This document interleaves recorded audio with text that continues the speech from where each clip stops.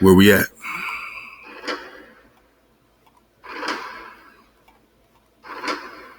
Okay. Prester 103. Let go.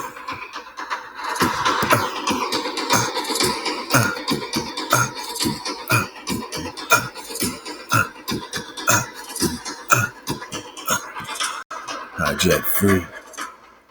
Hijack free. It take a lot to be hijack free, man. Hope you bobbing and weaving. Some people got some sand traps, man, set. You know what I'm saying? They're waiting for you to make one step for their little, trap to snag your foot, my knocker, but keep your feet moving and you keep the water flowing, man. This is the Prester Investigation. Welcome back, my knocker. We done put that work in, right?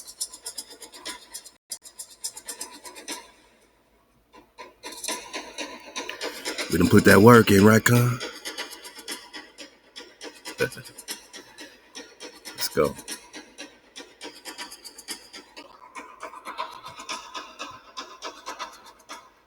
HaWah. Halal HaWah, it's an honor. It's an honor to continue to seek HaWah and Con Dawi, according to Hosea 3. And, I always say this, man, before we even, really applied the Hosea 3 flow to the Prester Investigation. We was already, probably 20, 30 Prester Johns in. And then we, really saw that script, man, and it just hit like, sometimes it just hit different. Sometimes these scriptures just hit different, man. The higher you go, man, in the spiral, man. So just to know that HaWah got us seeking and searching for the Prester. And when we search for the Prester, we're not just searching for a man, Aquas. We're searching for our queens, our priest queens, and priest kings, man. So it's a balance, man. And that's all we're saying. Who is Mansa Musa? We got a lot more Musa to talk about, of course. Musa means, Moses. Moses is Musa, in certain linguistics, man. It says this black ruler is named Musi Mele, Musa of Mali, Lord of Guinea or Guinea. This king is the richest and noblest ruler of this whole region because of the abundance of gold that is found in his land. So it sound like King David, Prester John, sound like King Solomon in them, right? So, we threw this out there, man. We threw this long ball out there, man, for a naga to catch in the back of the class. Just what's the Musa Moses flow about? Is there any connection with Musa and Moses? We're asking the questions here. We don't have all the answers. We're asking the questions. That's it. What's the connection with Solomon and Musa, or, the Prester and this Musa flow? Who is this Musa? They say they got, some history on Mansa Musa, man, but it's really a lot of mystery. It's really a lot of mystery. And what's he holding up, man? This kind of honestly went past my eye bones a few times, and it never clicked as to what he's holding up. They say he's holding up a golden nugget representing the gold of his abundant land. Okay, that could be it. That could be it. Man. Or it could have something to do with this golden apple.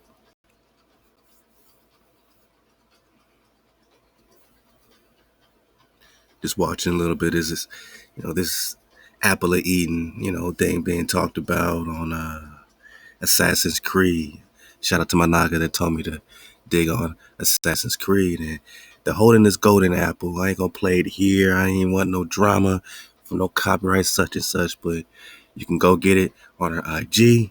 I think we got it also as a drop clip, right here on YouTube, man. So, AI Macans, man. So, this also looks a lot like this situation that Musa's holding up to, right?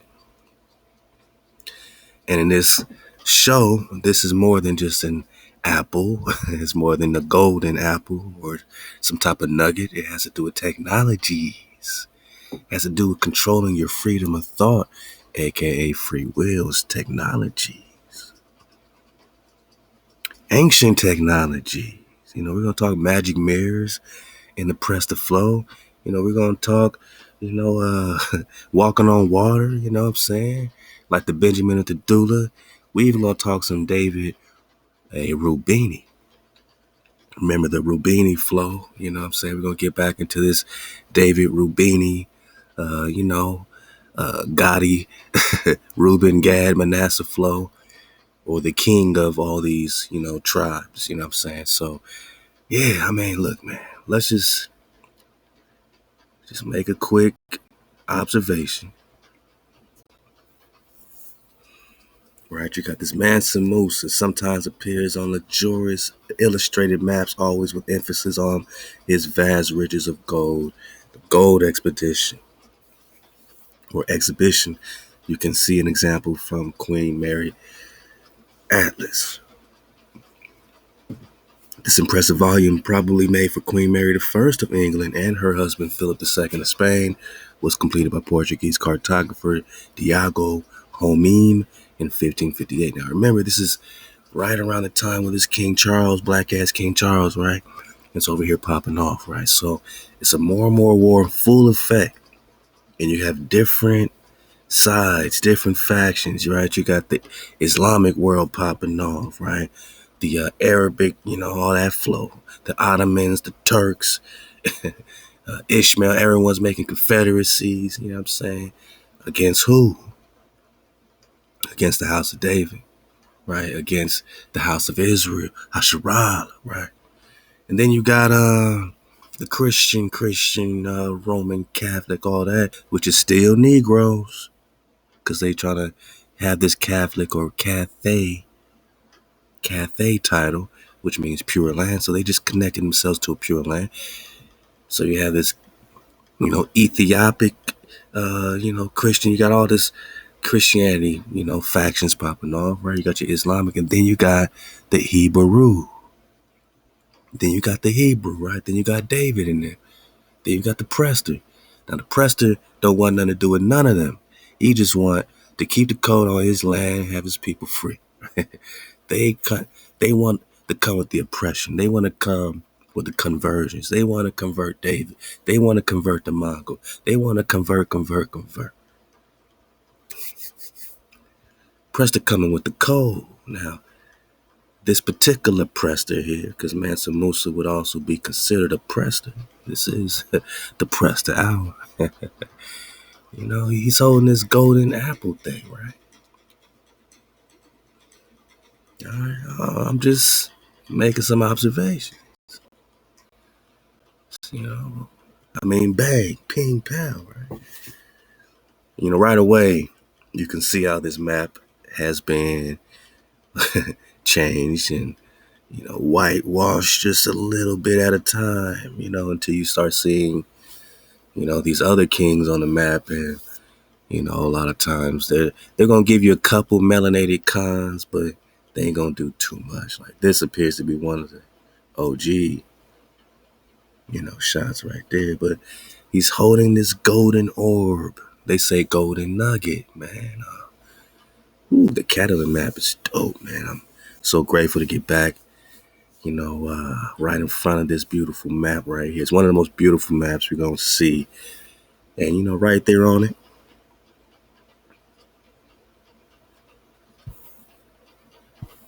right, so on this bottom section here, you see this depiction that we're looking at. Let's get it bigger. And we're just asking, like, what's he holding up, man? What you holding up? Musa? Now, is this Musa? They saying it's Musa. They're saying it, but we don't know. We're going to get some of that Lost Tribes and Promised Lands. I want to reread the prologue or the chapter talking about this Catalan map and just get some more babies out the bathwater right quick. I just want to use some observation. He's not the only one holding this golden nugget, man. Let me get back up. This technology, possibly, or is it just golden fruit, or is it just gold? It just could be just a golden nugget, but I got this queen down here holding a golden nugget. I just want to count the golden nuggets and see if it has something more to do with something else, man. You know, is it just art?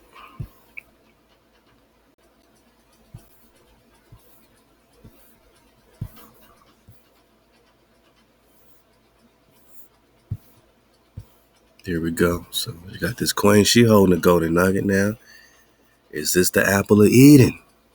Because according to Assassin's Creed, which came out in 2016, this is the apple of discord, or the golden, the apple of Eden, they say. So we're gonna talk Eden and see how it flows. There's a lot going on in this map, man. But she ain't the only one holding this apple.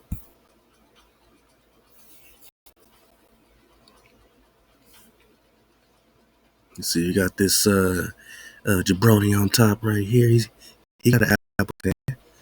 It's upside down though, but he got an apple.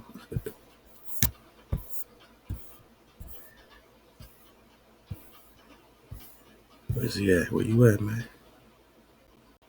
It's a big map. That's what it is, man. Easy to get lost on this thing. So he got not just one apple or golden, nugget. He's kind of like surrounded by these golden nuggets, man. Who's this kind? You got a bunch of drop. Now the Catalan map is mentioned in Prester John legend, or Prester John. What was it? Let me get it right. Lost Tribes and Promised Land. How do you forget that? Hey, it's one of our OG books, man. And we do got a lot of books we digging on, man. But yeah, that's one of our OGs. Glad to be back in it today, man. I love digging on Prester John. I like to let the water flow, and when I feel like, man, I can't help but talk Prester John, that's when I like to start talking Prester John again, because that's what I know it's an abundance of flow, and I know the tribes are waiting for it and ready for it. And these will continue exclusively at 432thedrop.com.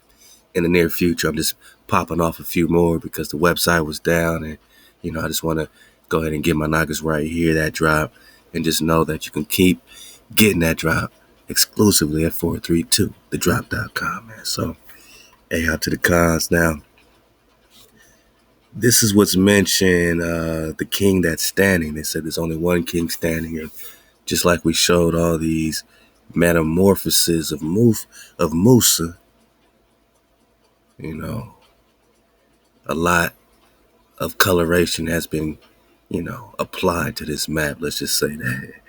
So now when they talk Prester, right, they got, this other image of Prester, right? But this is, according to Ronald Sanders, Lost Tribes and Promised Lands, this is supposed to be Prester John over here in this corner over here. He's the only king standing on the map, they said. Now, we know what Prester look like, so look, dodge all the hijacks, it's the fifth wave. We just popping off now, man. We get it. He got a dragon over there, man, popping off. Some type of dragon thing. And he got hella apples, man. He's popping off like Yahtzee. He got hella golden. He got a gang of golden apples, right? He's popping off with that golden apple technology, man. So interesting, right? And you got everyone, paying obeisance to the con Prester, who we already know what Prester looking like. We know.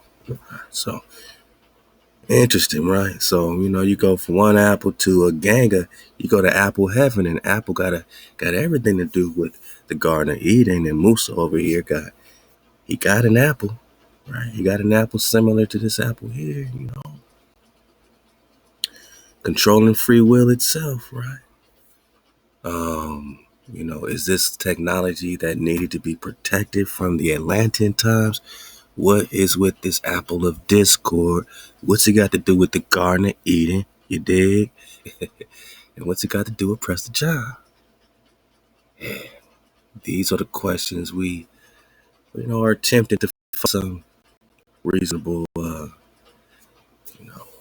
connections with, you know what I'm saying? But we're having a good time doing it. And Prester 103, man. Halal HaWah. Yeah, just right quick, I'm going to take it back. Let's take it back because we're going to be talking Charlesy boy. Right. They was already popping off in the 1500s already. So back to this Inca Kings list, man, where you got a brother and sister on top giving equal amounts of energy to pop off the tribe. But according, around this time, they've been hijacked, right? You see that? They've been hijacked. The tribe is being hijacked in real time. Charles V, Holy Roman Emperor, is hijacking the cons already. We get that. They're repainting the images from Nagas to another image, right? In real time. Oh, Charlesy boy, you have a lot to say. You have a lot to say about this. Holy Roman Emperor Charles V. And this reminds me, man, Ahab, we covering a lot of bases, cover a lot of tracks, man.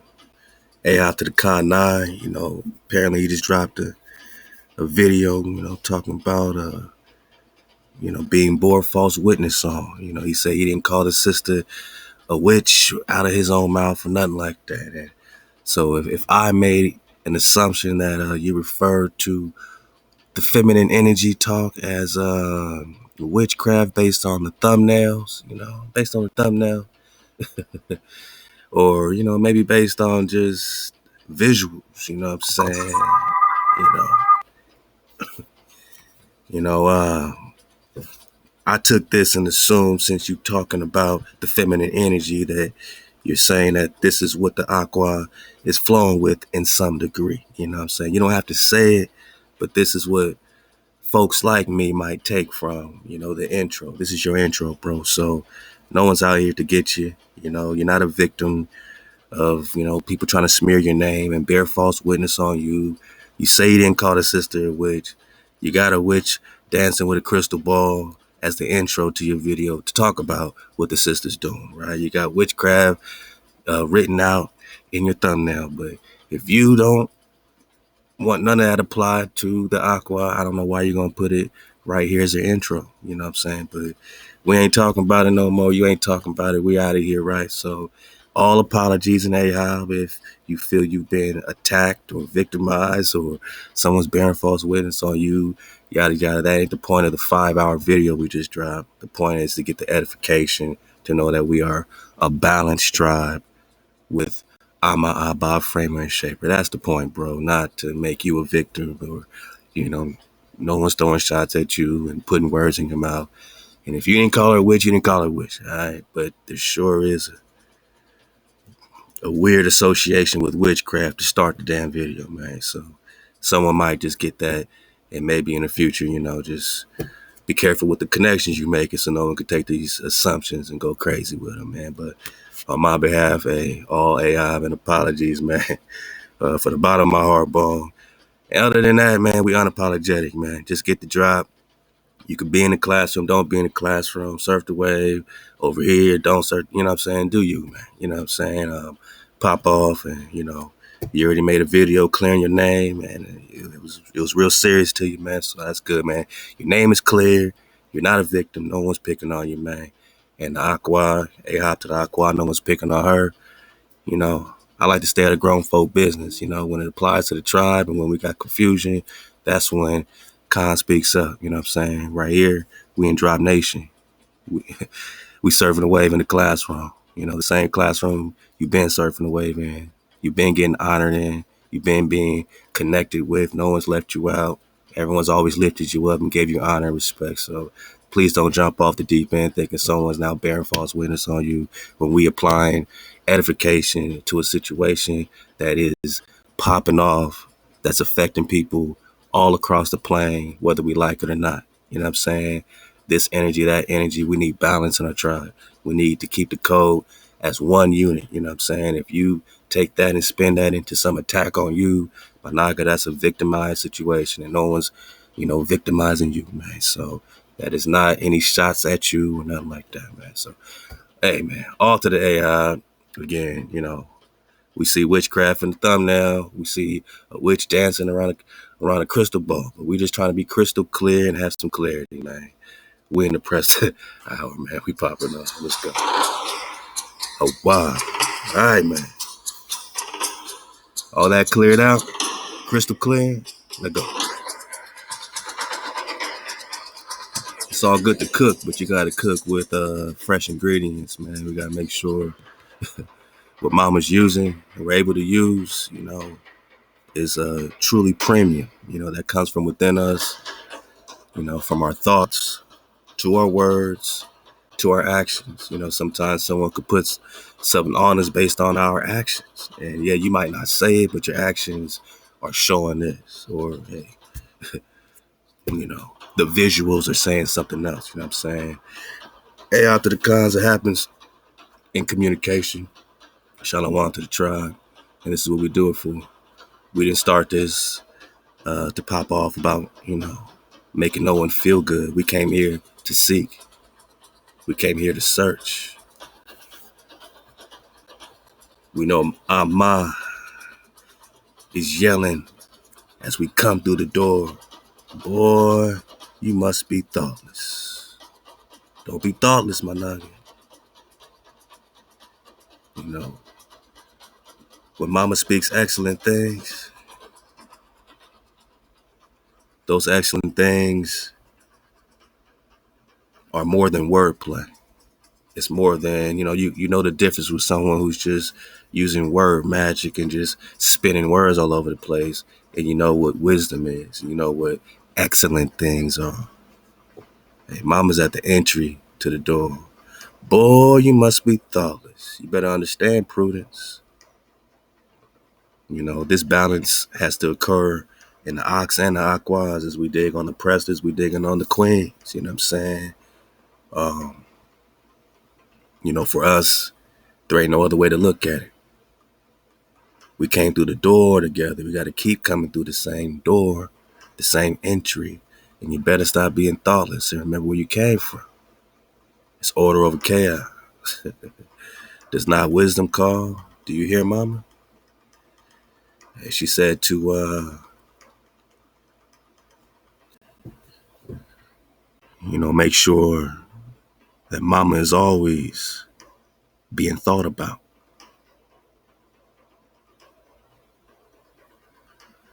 Ma want to make sure you listening to her ways. His ways are her ways.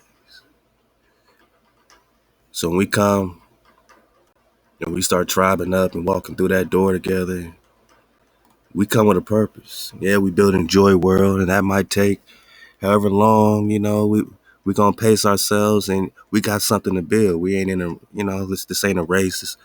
We building. Us purchasing land or, building land and helping each other build our lands, like that's a marathon, not a sprint, my nuggets. But the purpose is for the code keepers who's been in solidarity all these days, man, to finally start to return, right? And what are you gonna give them? What are they gonna eat? They're gonna have to eat the code. We're gonna have to give them KTC. They're gonna have to seek HaWah directly. Now, when they're in order with that, we can start talking Prester John. Because they began their seeking process, you know what I'm saying? The seeking comes with being in code with HaWah. That's when we start popping off, and people could drop videos on Prester John all day, but if it's out of order, it don't flow right. It's too much distortion. It's too much intention. They're trying to make themselves look good, feel good. They just want something to talk about. They don't care about the seed of Dawi because it's not in them. The frequency of a Khan that's returning. A frequency of a Khan that seeks, that keeps the code. Nah, we don't bear false witness on each other. We take that real serious. Sometimes lines get crossed, but never is that our intention. Because when you bear false witness, You know, the reason you ain't supposed to bear false witness, my nigga, clearly is that people get hurt that way. You know, emotionally hurt, physically hurt, you know, all these things. You know what I'm saying? You could try to take somebody down by lying on them, right? So clearly that can't be and should not be and is not our intention as a tribe to take each other down with lies. If communication errors happen, if lines get crossed, however we communicate, all right, you know, we apologize and move on. You know what I'm saying? But never is that our intention. Because we seeking HaWah, which means we seeking the code. Yeah, you want a pure name? HaWah wants a pure name. We got to stop bearing false witness on HaWah's name. And once you in that order, now we seeking, now we talking Dawei. Now we coming with trembling. Now we humble. If you can't walk through the door humble, don't even walk through it. Turn around and walk out, because it ain't gonna work out in this house if you ain't coming humble. Oh yeah, you gotta be trembling unto HaWah, to his goodness in the end of days, right? The last days, the latter days. We hear it all, right? We're talking about the cons. We're talking about HaWah and Dawei, right? Let's put it together. Back to this Inca list, man. Here we go.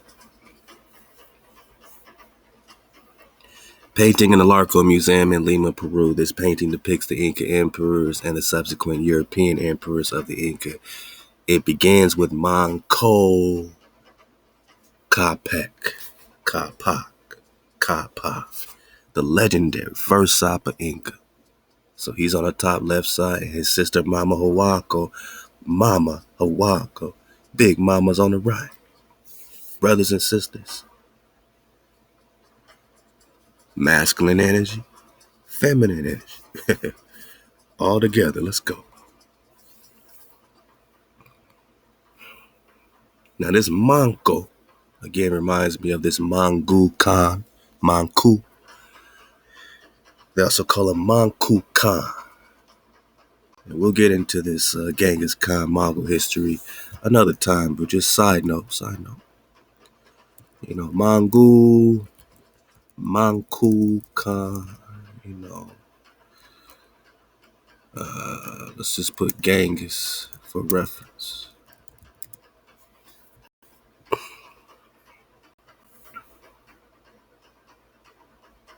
Or a monkey.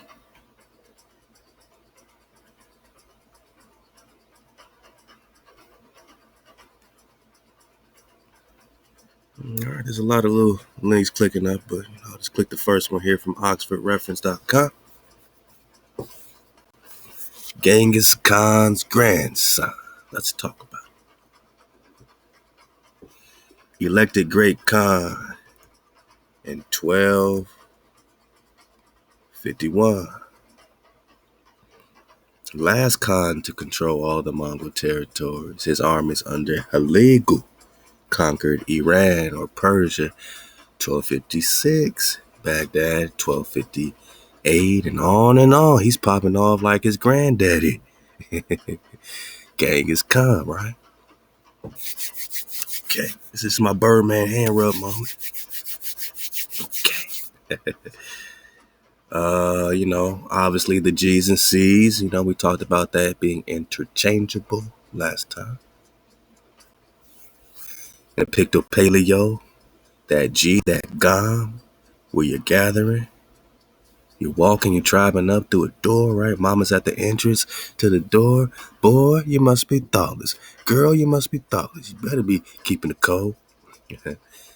The G, the Gimel, changed to camel, right? So this G and C is interchangeable. This is the trick. Right? This is what they start doing in Latin, and then you don't even see English on this thing, but later comes English.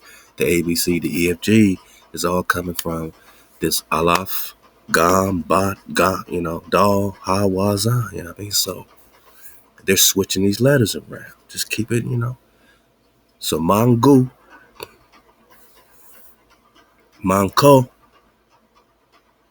could be, in terms of this investigation. Maybe a side note to look into another time, a little deeper, but Mangu, the C's and G's are interchangeable, okay? They also will put a K sometimes. The C's and G's and K's are real tricky, man. The C's and G's and K's are all interchangeable in some way, you know what I mean? So, all right.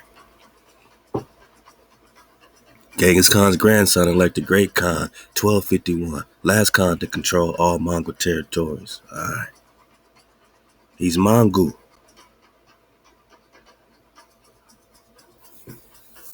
Back to this Gastaldi 1548 map. India Superior, right? You see Mangi, right here. One letter rule. Horace Butler told you that. One letter rule. And we see Mangi on a lot of these maps, you know what I'm saying? It's very interesting, man. Because as we dig on this Mongol history, I need you to ask yourself one question. Does North America exist? Ah, ah, let go.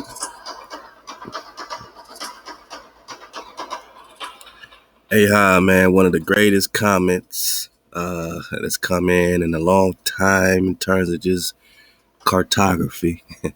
All y'all leave great comments. Please keep leaving them because who knows when I'm going to get to it. But when I do, a lot of times it connects so much, man. Just looking up here at Greenland, man. We got to start talking Greenland, man, because Greenland is a huge area, man. And did it just get covered in ice when Antarctica got covered in ice? And are we just talking about the little ice age? We're going to talk about it. Now pay attention to this Paris, right? Which would be Mexico. And I believe it's an Aqua. I left a comment. She said, well, Paris is paradise. Whoa. Oh, turn it up, man. We in the Prester house.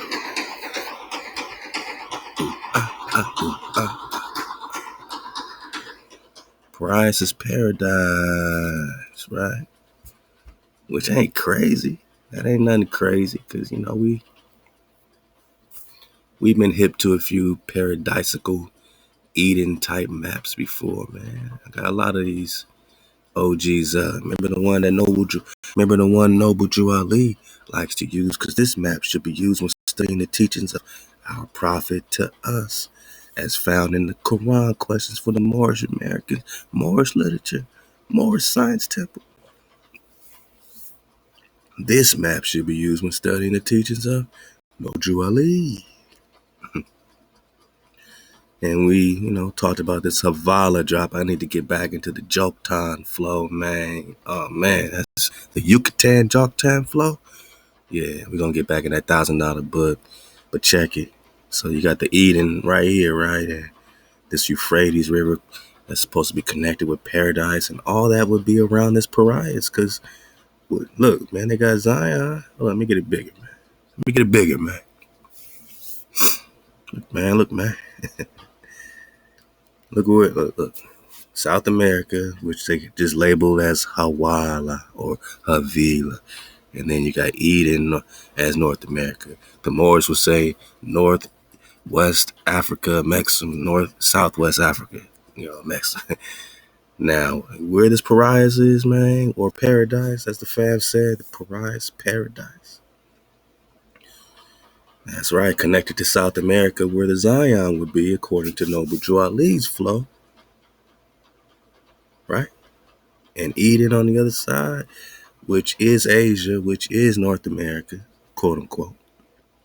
1531. Pay attention to the dates, my nigga. 1531. This is what it's looking like, right? 1548, my nigga.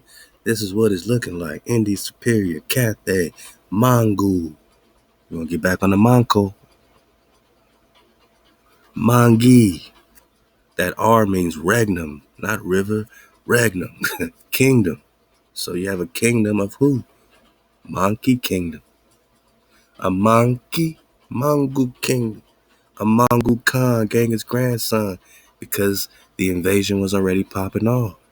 1202, Genghis Khan invades Prester John, aka King Dawi, steals the title of David, steals the title of the Khan, steals the title of the Prester, and just sets up shop right here in Asia, next to China, in India, superior boss. Which wouldn't be crazy, since Tangu, according to the Swords of the East book, Tangu is where Prester John and Genghis Khan had their first war right here. Okay, hold up, man. I got random alarms popping off because we on fire right now. All good, my nigga, because it gave me some time to pull up the Swords of the East, man. So, look, receipts around here, man. All right, I can't make this stuff up. Let's go. Let's go. Let's get it bigger.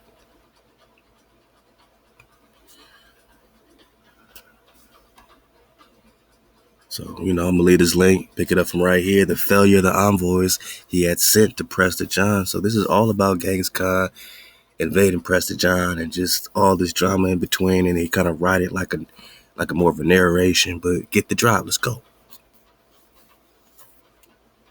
The failure of the envoys he had sent to Prester John to return had decided Genghis Khan that war with the Carians, Kara Katai. Kara means black or melanated. Kara, all right? South Carolina, North Carolina. This is home. This is Asia, boss. We in Asia, right? We in Asia in 1531. We still in Asia in 1740. Grand Tartary Asia, connected to South America. When did it change? We still in Asia in 1620. Poor Kachi Tomaso still talking about China here. He got Mangi right here, next to Cathay. Cathay is Pure Land, right? Okay. Instead of pariahs, it says Mexico, right? We just talking paradise, man. India superior, and what's on top? Tangu. Whoa. India superior. Florida. Tangu. What's on top here? Tangu. India superior. Florida, man. So this is North America and Canada. Canada. You got this Tangu. You got Tangu on the top, right? Right in Canada, right? I mean, how did Genghis Khan reach Tangu to fight Prester John in India superior? Did he go through Greenland, my noggin? Was he able to cross through with Greenland, man? Because it sure does look, according to Gastaldi 1548, that you could just walk your ass from Florida all the way up, you know what I'm saying, over there to that Asia over there, Asia Minor. Asia Minor. From Asia Major to Asia Minor. To Russia, right? The House of Rus, right? So we holding up over there, we holding up over here. You got Mangi on multiple maps. You got Tangu on multiple maps. Florida, Tangu. And what's up with Greenland though, man? Right?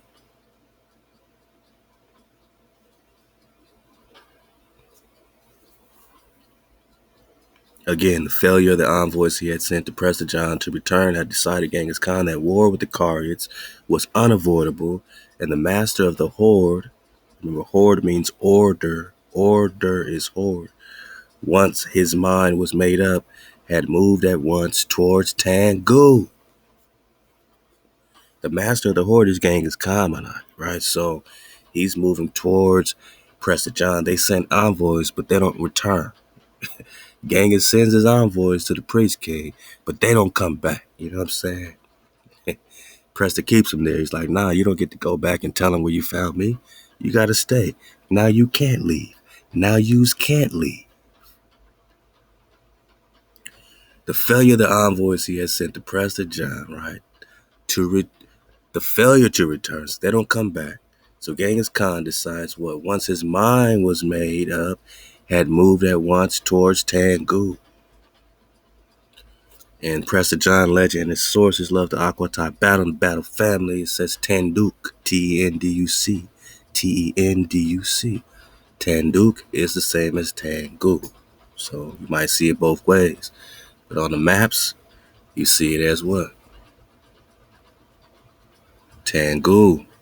And that's in Canada, boss.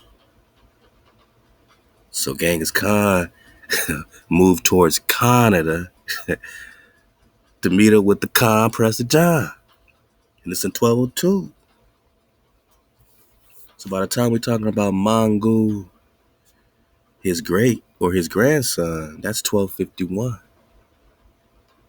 That's about 50 years after the initial war between Prester John and Genghis Khan, which is being documented here in the Swords of the East by Harold Lamb, that Genghis Khan is moving towards Tangu, following the northern edge of the sandy desert, where his horses would find grazing. Genghis Khan had sent Ship Noyon to the well to find Berta and bring the gypsy girl to him. He trusts me, said Tiger moodily, although I am a Karat, but it is not fitting that I should command a Tuman in the coming battle between Prester John and Genghis Khan. I do not understand why my people have taken up the sword. How did the messengers from the three rivers perish? Why did Jamaica sound like Jamaica? Why did Jamaica take his stand beside Prester John? Is Jamaica named after Jamaica? We're just asking questions. He took his stand beside Prester John, next to Prester, right? Mingan pondered a while. I can see a little both of treachery and trickery, but if Genghis Khan is on the march, there is little time to learn the truth. Since you came nearly due south to the well, the Mongols must be as near to Tangu as we. So they're on the march to Tangu, right? Oh, this is Prester 103, man. Get cozy, man.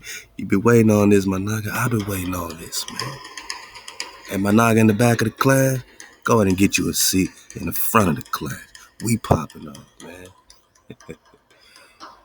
We popping off for the tribe, man. We doing it for HaWah, for the tribe, and you're doing it for yourselves and for your families. That's why you're taking the time to search and investigate. Hey, it's only one way to do it, man. You gotta do it with vibration over information, facts over feelings. And both the energies gotta be popping off. Abba got to be popping off. So that you in India superior, you got to have Abba. When you wake up to the fact that you are in India superior, we just talking Tangu. We just talk Tangu. Tangu. India superior, boss. Cathay. Mangi. India. India. China, right? Which India? India superior. China. Florida. Tangu. Tangu everywhere, right? Tangu everywhere, man. So,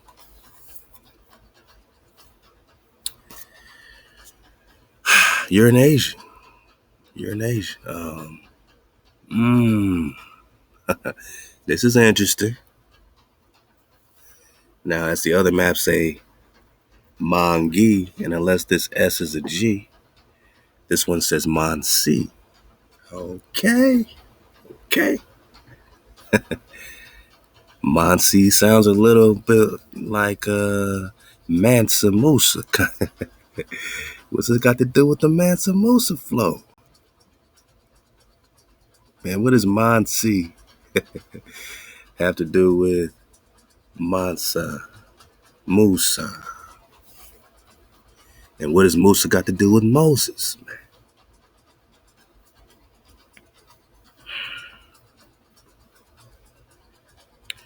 Why is Prester over there popping off?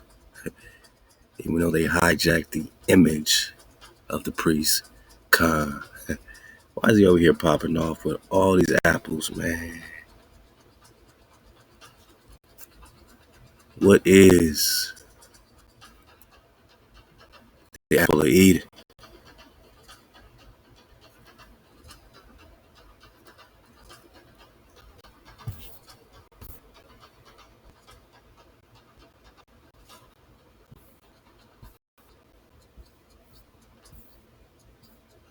And why they got multiple apples? You got a gang of apples. But old Prester over there, man, he over there in his quiet corner. He's like, what they do? Who needs an apple? Who needs some fruit? These people came to get fed, right? By the Prester. All right, all right. We're in Asia. Stay in Asia with me, man. Mansi, Mongo, Manku. You know, they popping off in Tangu. The Mongols must be as near to Tangu as we. If you are faithful to Temujin, who is Genghis Khan, you should ride to Tangu at once. On Jamuka's trail, I was sent to find Berta and bring her off safely, and that I would do. Nay, you would fail. One way is open to us to seek out the daughter of Podu, and at the same time to seek behind the mask of our enemy, who goes about in the skin of a bear. They're looking for Prester, right? It was not Prester John who raided our tents and who was overthrown by my horse. Who wears the mask of a bear? Went on Mingon calmly, and that way leads us to Prester John himself. Berta had saved Mingon's life, and he knew now that the wayward girl loved Genghis Khan. To venture in the camp of Jamuka's army after her would be to search for one grain of sand in the desert. Their only recourse was to seek an audience with the Prester John of the Christians. Prester John of the Nestorians in the castle of Tangu. Whoa. And to put their case before him, since he alone had power to overrule Jamuka. So, you know, he couldn't have been a Christian if they was trying to convert him, man. And if the Genghis is trying to catch up to him, you know that ain't no Roman Catholics caught up to the Prester, not the real Romani. You know what I'm saying? So now he's in the castle of Tango, and again, we're just talking Canada, boss. See, this is the part of the map that they don't really talk about much. You know, if you go look at a map of Canada today, you know, they don't really talk about that area like that.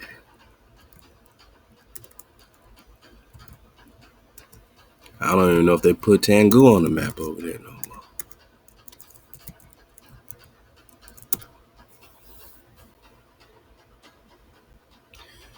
But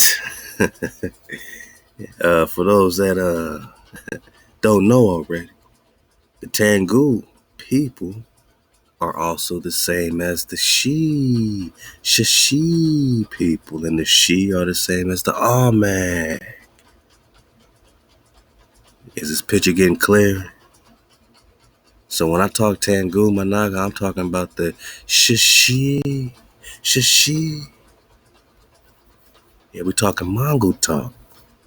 But what would this have to do with Tangu and India Superior or North America, right? North America, right? Nah, man. I'm just talking Asia.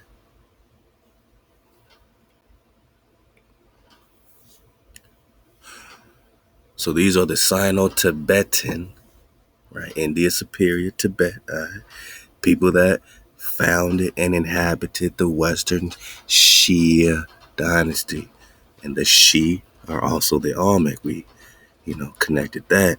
The group initially lived under the Tayun, Tayuan authority, but later submitted to the Tang dynasty. So these are all dynasties we really got to start digging on. The Tang, the Wangs, the Wans, all them. We talked about the Qin dynasty a little bit, and they might spell it with a Q, but in biblical talk, you would spell it with a K. So the Q's and K's are also interchangeable. Just remember that. The Q's and the K's, man. All this is happening. It's all happening, man. Okay.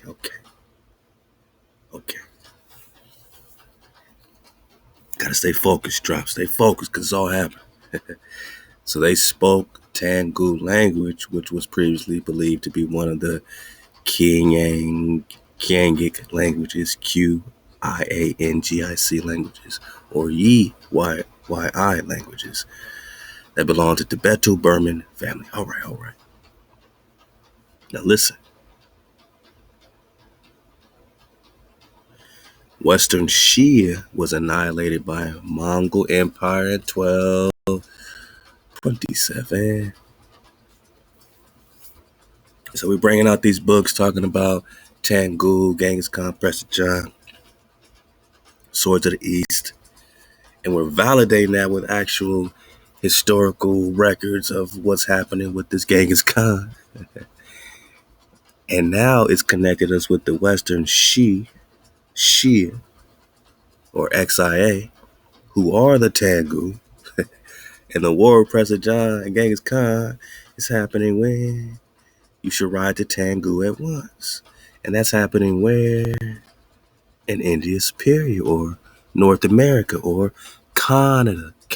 Shout out to my Canada knockers. My Canada connect. Because we just talking Asia, boss. According to Orientis Finds Map 1531.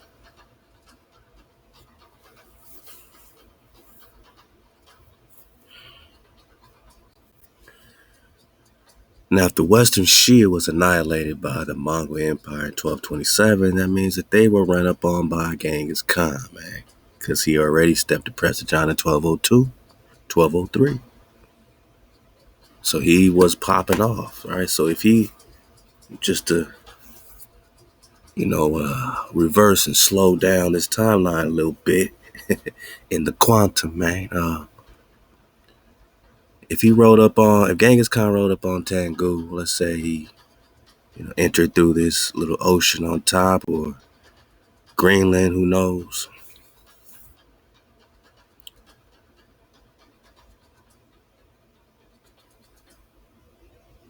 And then 1227, the Western Shia are annihilated, and we've connected this with the Olmec connection. The Olmec are the Shia spelled XI. Is that a coincidence? I don't think so.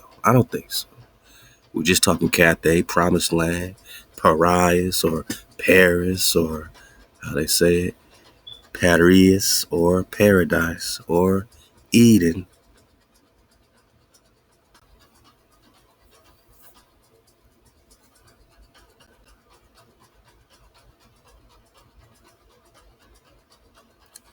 Where the River Euphrates would be popping off right through there like the Mississippi, huh?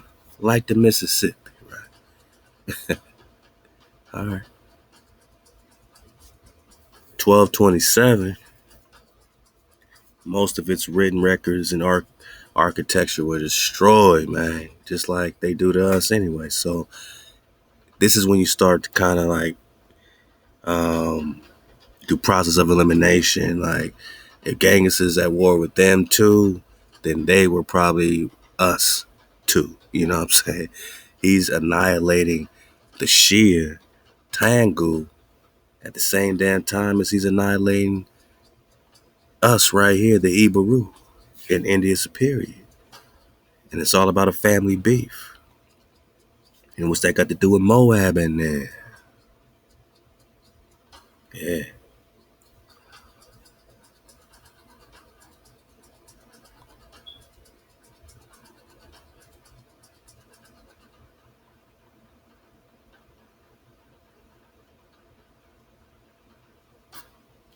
Tangu society was divided into two classes, the red-faced and the black-headed.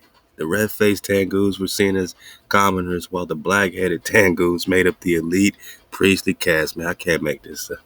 Without they just talking about the black caps war. Nah, man. Talking about the blackheads, right? This is crazy talk. All right. So we're just putting the story together.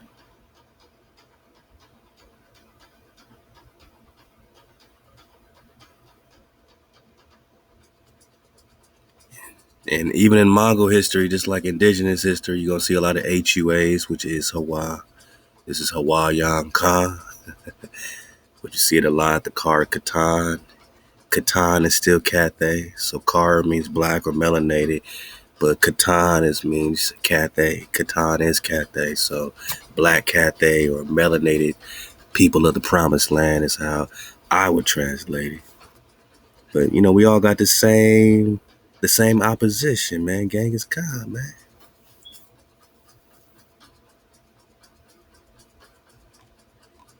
So when you start cracking open the Shia dynasty, this is when you really crack open in the right place. Because you're just talking about the Tangu state is referred to the Western Shia. Khan. We're talking about the priestly caste, right? The blackheads, right? Or we're talking about the Olmecs.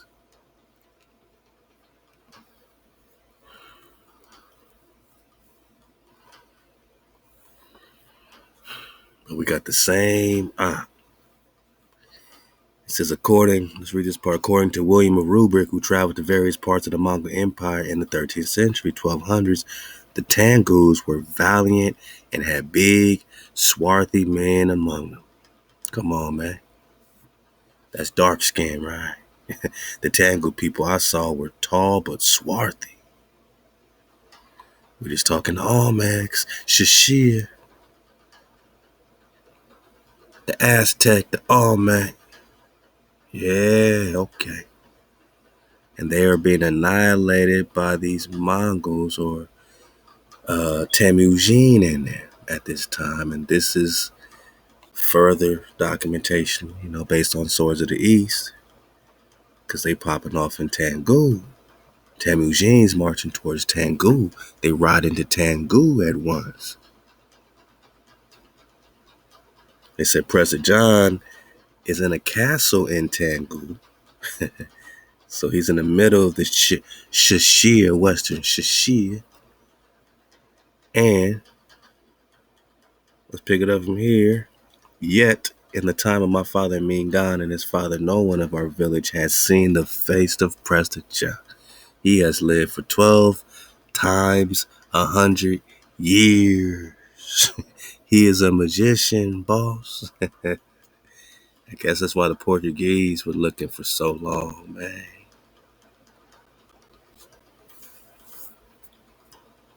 Ooh, ah,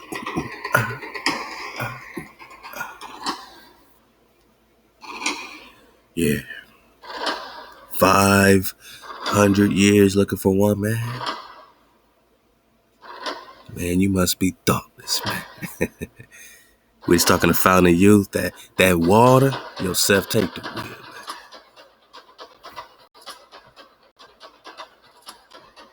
Let's go.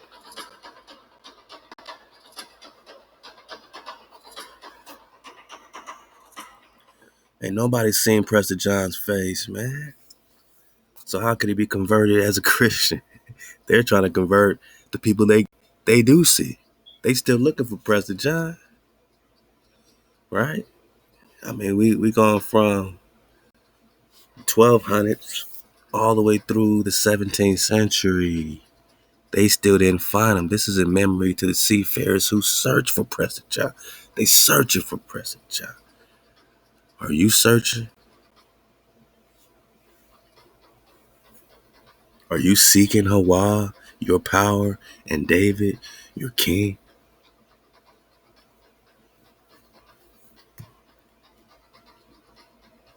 That's what happens when you shall return in the end of days. Jeremiah 30 says, David, whom I will raise up unto them, right? Right.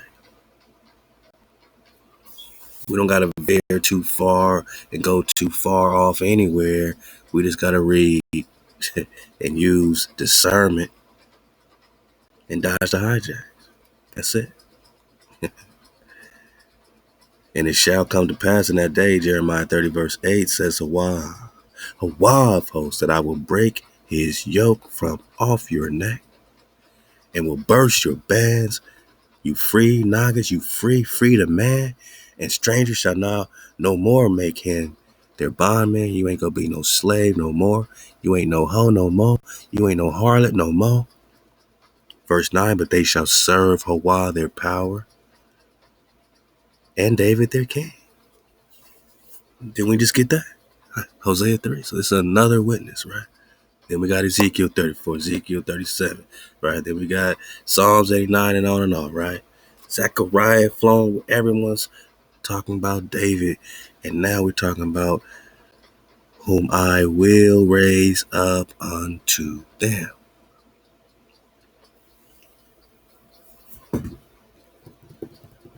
$500 they're searching.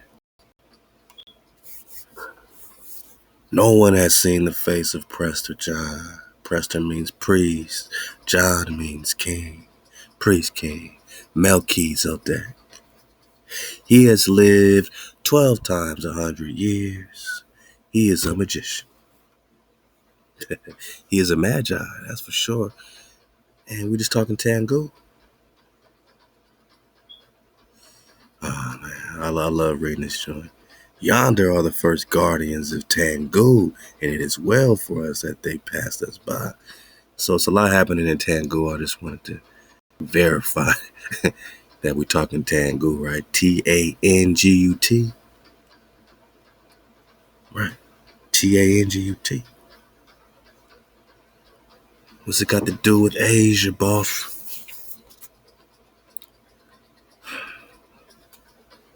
And what's it got to do with monkey, mongo? Because if this is monko or mongi or mongu,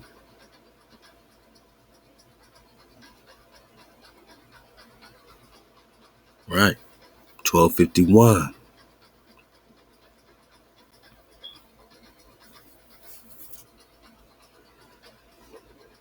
So it only took him, 50 years of conquering through Tangu, through India Superior, and setting up shop right here, borderlining what would be Florida then, and Paradise or Mexico. Look where Mongoose set up shop, right between China, Cathay, Tangu in Florida, Mexico, like right there, right? Right there. Right there. Right in the middle, dead smack in the middle, eating. Mango. Right?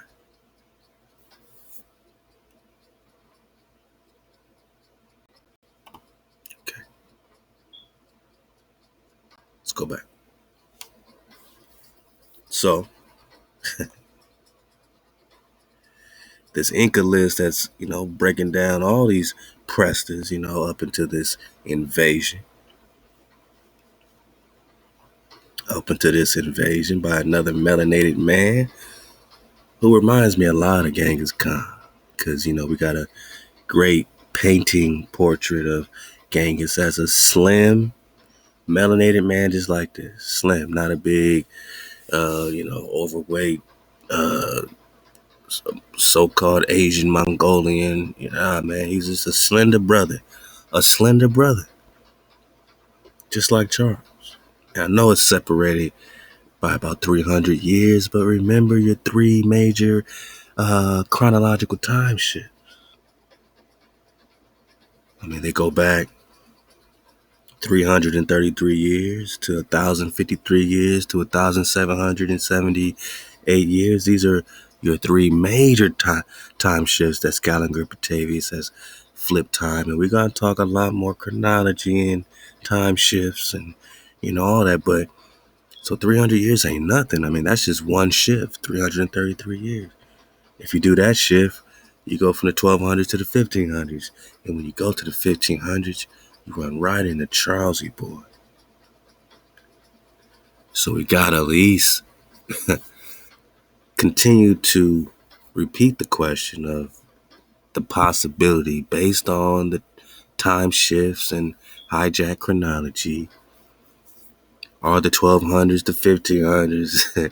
Are the 1200s to 1800s? Like, did Columbus's invasion, is that the same as the Genghis Khan flow? Yeah, and this Charles flow, Coronado flow. It's all that one thing happening right here in India, Superior. I mean, I mean, Asia, boss. These are great fundamental questions in our classroom. I don't know about no one else, what they talking about.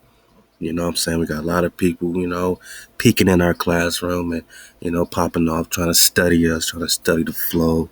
But we got something very original, you know what I mean? And when you got originality, then you have original questions. Like, is Charles Genghis Khan?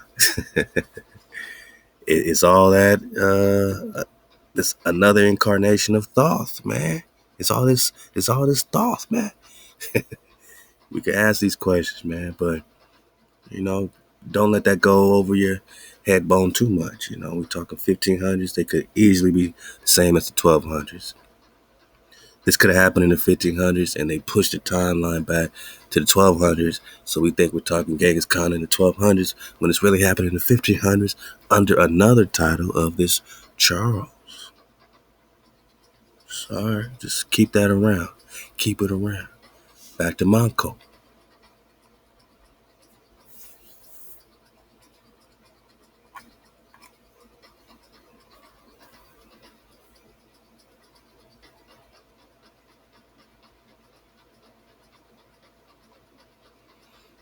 So this will be if it's 1200s or if it's 1500s, you know what I'm saying? The priesthood all the way back to a brother and a sister. And another great comment someone pointed out,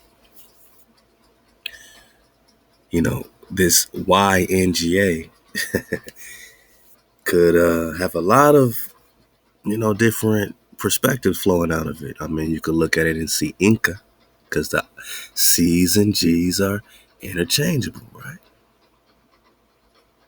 In Picto Paleo Hebrew. And it's Y and I's like this Jesus situation. So that YNGA is or could be Inca. These are all Capocs. Most of these are Capocs, like Tupac attack or over here. Tupac attack. This is where Pac gets his flow from. Halal HaWah, man, rest in power. So yeah, matter of fact, let's talk some Tupac, man. Y'all want to talk Tupac? This is the Prester investigation, man. We gotta talk that Tupac Shakur, man. I think it's time. Let's go. Let's talk some Tupac. Let's go, man. Because they were afraid of the power, bro. No matter how our own people want to tear down this bro today, they don't even have 1/1000th of the creativity, the fearlessness. You know what I'm saying? The ingredients that bro was bringing and what it could have been scared the crap out of Hijack City. So no matter what you try to put on the bro, don't be no false witness. And understand the power this bro had at the age of 23, 24. And what frequency, what I'm saying, he was, what I'm saying, coming in, man, that made them respect him oh so much. You could look, point your fingers and throw stones if you want to, but that's just because you ain't even a quarter of the Naga, what I'm saying, that pot, and that frequency that will always exist is, what I'm saying. So, just be careful at those throwing stones at, folks, just because, people look up to folks. It's not like, you got to idolize and pray to Tupac. No, you just got to honor those that are worthy of honoring. Some people don't like to see Ox and Aquas be honored. They just want to tear them down and say, oh, because you honor them, I'm going to tear down your legend. He's a legend to you. I'm going to tear down that legend. You got Ox like that. You got Aquas like that. So, from the best of our abilities, try to give honor, man. You know what I'm saying? To those that have done things beyond, what many of us are capable of doing and have done. And, we need all of it and applied within the code, within order. Tupac with the code. Come on, man. Tupac with the code.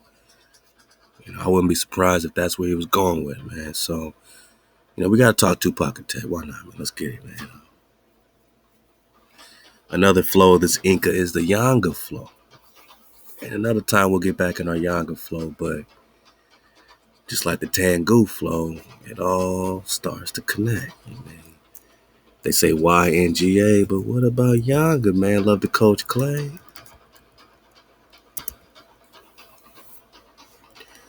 What about Yanga, man? Yeah, he's an African slave, 1570. We talking Mexico or Paris or Paris. We talking paradise, man. So just keep all this in mind. That's the YNGA, right? One letter rule. Yanga. Is that just another title of the Inca? And before they call him an African slave, is he a prisoner of war, an Inca priest? Is he a Khan of the Inca? Is he a YNGA? And the G's and C's are interchangeable, so is Gasper really Casper? And is that where they got Casper the friendly ghost, where they making fun of Yanga? Was that a slight? Was that a shot at the Inca, man? At the Khan, the Yanga? Hey, we're having a good time. Let's go. So the YNGA could be Yanga, it could be Inca, all that could be one thing. But let's talk Tupac and Tay. Hey, hop to the cons for dropping this drop. You know what I'm saying? I just got it up and y'all drop it in the drop chatter. So whoever dropped this, let it be known, man, because this is amazing drop. We talking Manco Capac, right? Uh-oh, boss. Birdman hand rub. Hey, we talking some King Charles too? Woo! Woo! It look like we right up in here. This is where we at. This is where we at. Cause you got Tupac and you got Charles right here lined up together. Yeah. Okay. Let's talk about it. Let's talk Mongo, man. Mongo's on top with his sister. Now, is this Mongo?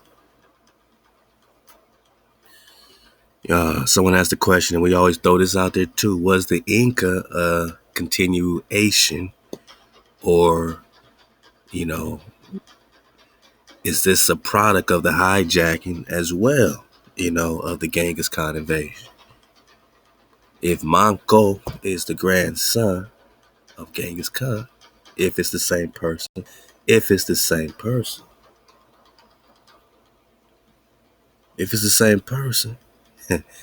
he's Genghis Khan's grandson. And is this who would be on the map? Well, I don't see why not. If Tango is up there and Prester John and Genghis Khan are at war first up in Tango, then Genghis Khan is stepping his foot in Asia. This is Asia. And Manco, his grandson, would have a spot, would have a kingdom, right? Because they fought for it. Hijack, but they fought for it.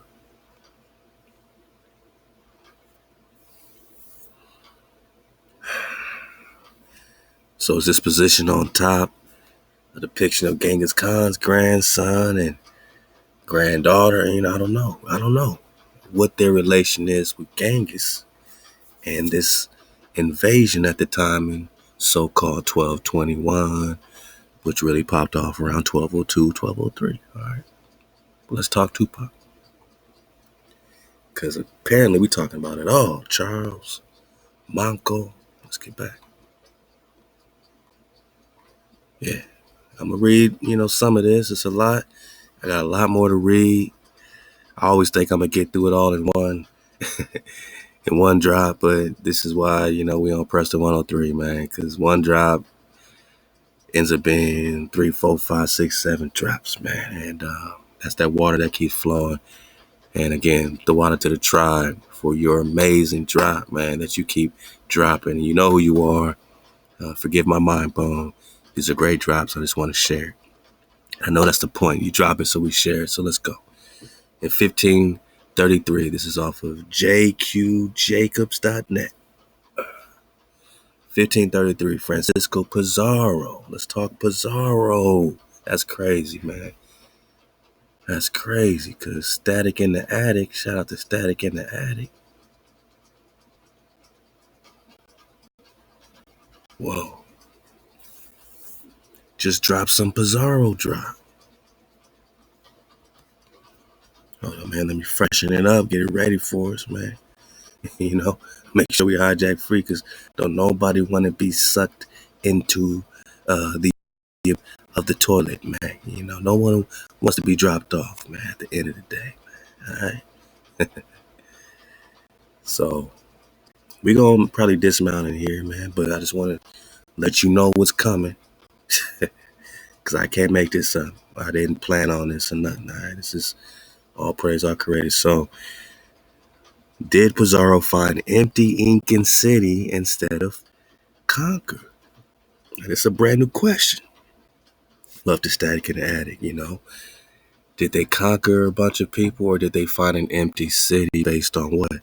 Cataclysm, disease, who knows? You know, did something happen to wipe out, you know, the original Nagas there, and the Pizarro just come and just walk on in, walk on by, walk on by. Did he just walk on by? Static in the Attic is popping off with these questions about the Inca and Pizarro. And look at us, man. We over here popping off and Drive Nation about the Inca and Pizarro. Halal HaWah, let's go. 1533, Francisco Pizarro, after killing Inca Atahualpa, marched from Cajamarca, Peru. Remember, a black man's behind all this, right? So, towards the Inca capital of Cusco, or Zion. All right, we're going to do this real slow. Real slow. Don't trip. It's a lot of information. According to the Noble Drew Ali flow, that would be Zion, right? Cusco. So they marched right up in Zion. Let's put it together. Let's go. They marching right up in Zion. 1533. Who's leading them in 1533?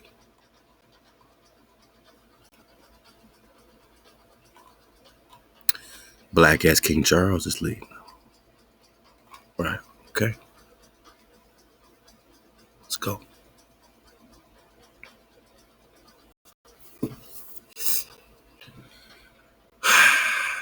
More and more war, right? I mean, it turns your stomach. It hurts. It hurts to see what really happened. But it hurts the creator even more that it had to happen, because we weren't listening. We weren't listening, man. So here comes Pizarro, marching towards Zion or Peru or Cajamarca, towards the Inca capital of Cusco, unopposed by native forces. Static just said, did they march on an empty city? He was accompanied by Manco Capac II. Whoa.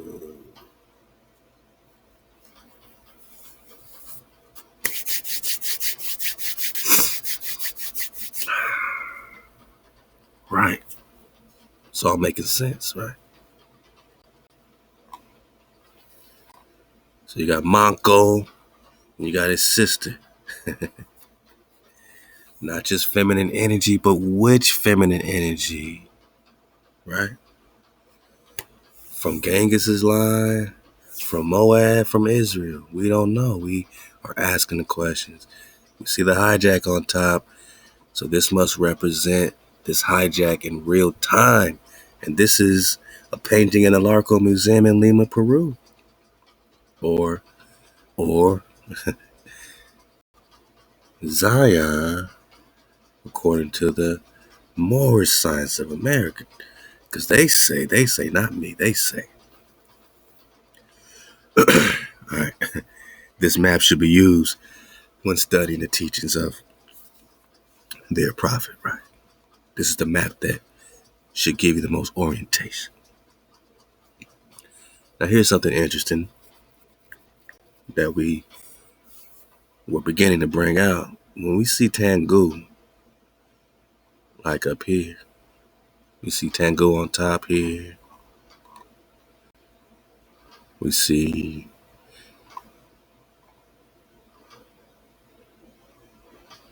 I gotta find Tango on this one, but we see Tango on this a la Carta de Navigare, right? Up top. So you see this border right here. Just pay attention to the border. Would it be comparable to this border here, right? North America, Eden, Canada, right? So these are all these waters, maybe above Canada, all right? Obviously, this is what it used to look like, possibly. Everything's connected. Now, you see Assyria way up here on top, which will be what today? Asia Minor. I mean, it's all folded together here, but maybe Greenland would be this piece here. I'm trying to, see how this will correlate as to what direction or what waters Genghis Khan really took to pop up into Tangu. He just popped up in the Tangu. Was he looking for the apple of Eden in Eden? Was Genghis Khan looking for the apple of Eden in Eden? It's another fair question, right? And is the apple of Eden some type of technologies?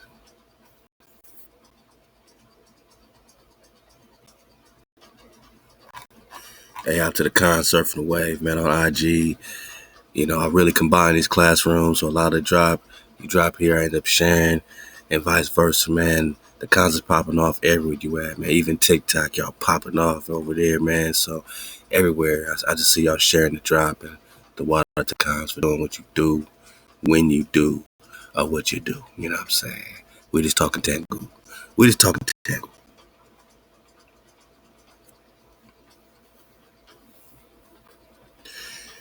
And since Tango is so close to Manku or Mangi, and Genghis Khan's trying to roll up in this Tango to go holler at the Prester, and the Prester is over 1,200 years old, according to them at this time.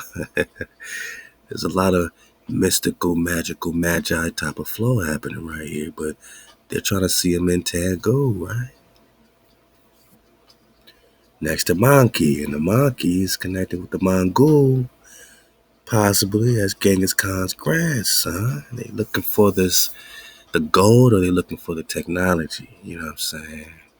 When you realize you're in India Superior or Asia Major, it's a lot of technology in Cathay, in Paradise, in Eden. All right.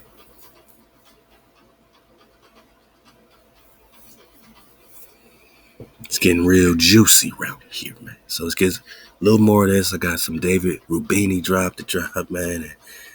And welcome to Prester 103, man. We out of here. So he was accompanied. So this hijacked Pizarro at this time, when he's rolling up on the capital Cusco, he's unopposed by native forces. Nobody's opposing him. He was accompanied by Manco Capac II, who's the half-brother of the assassinated Inca. Manco Capac, as a reward for submission to Spanish rule, was appointed puppet Inca by Pizarro.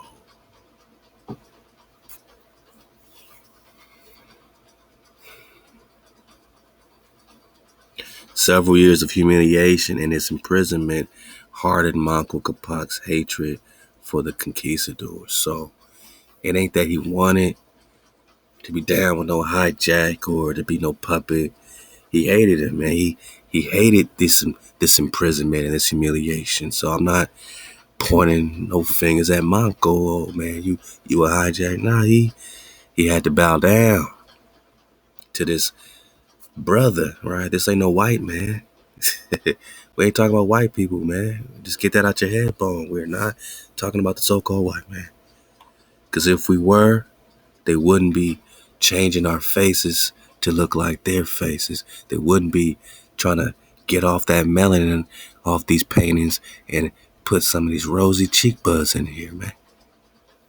If you were secure about the history, if you were secure about your history, you wouldn't be stealing a Naga's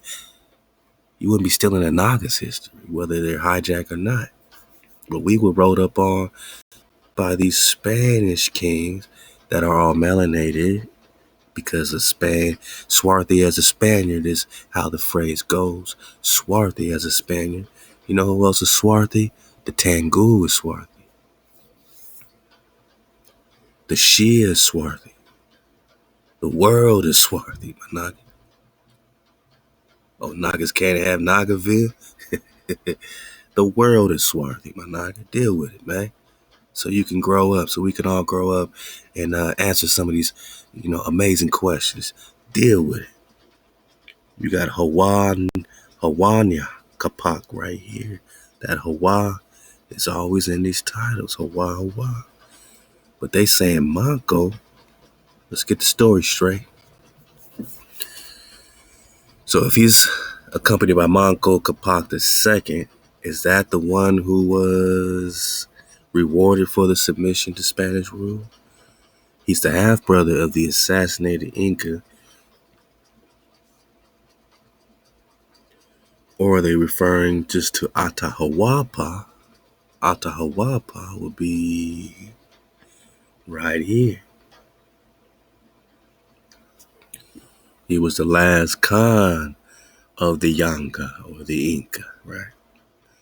Before being rolled up by black-ass King Charles, man. Yeah, with his red stockings on. Probably Holy Roman Emperor.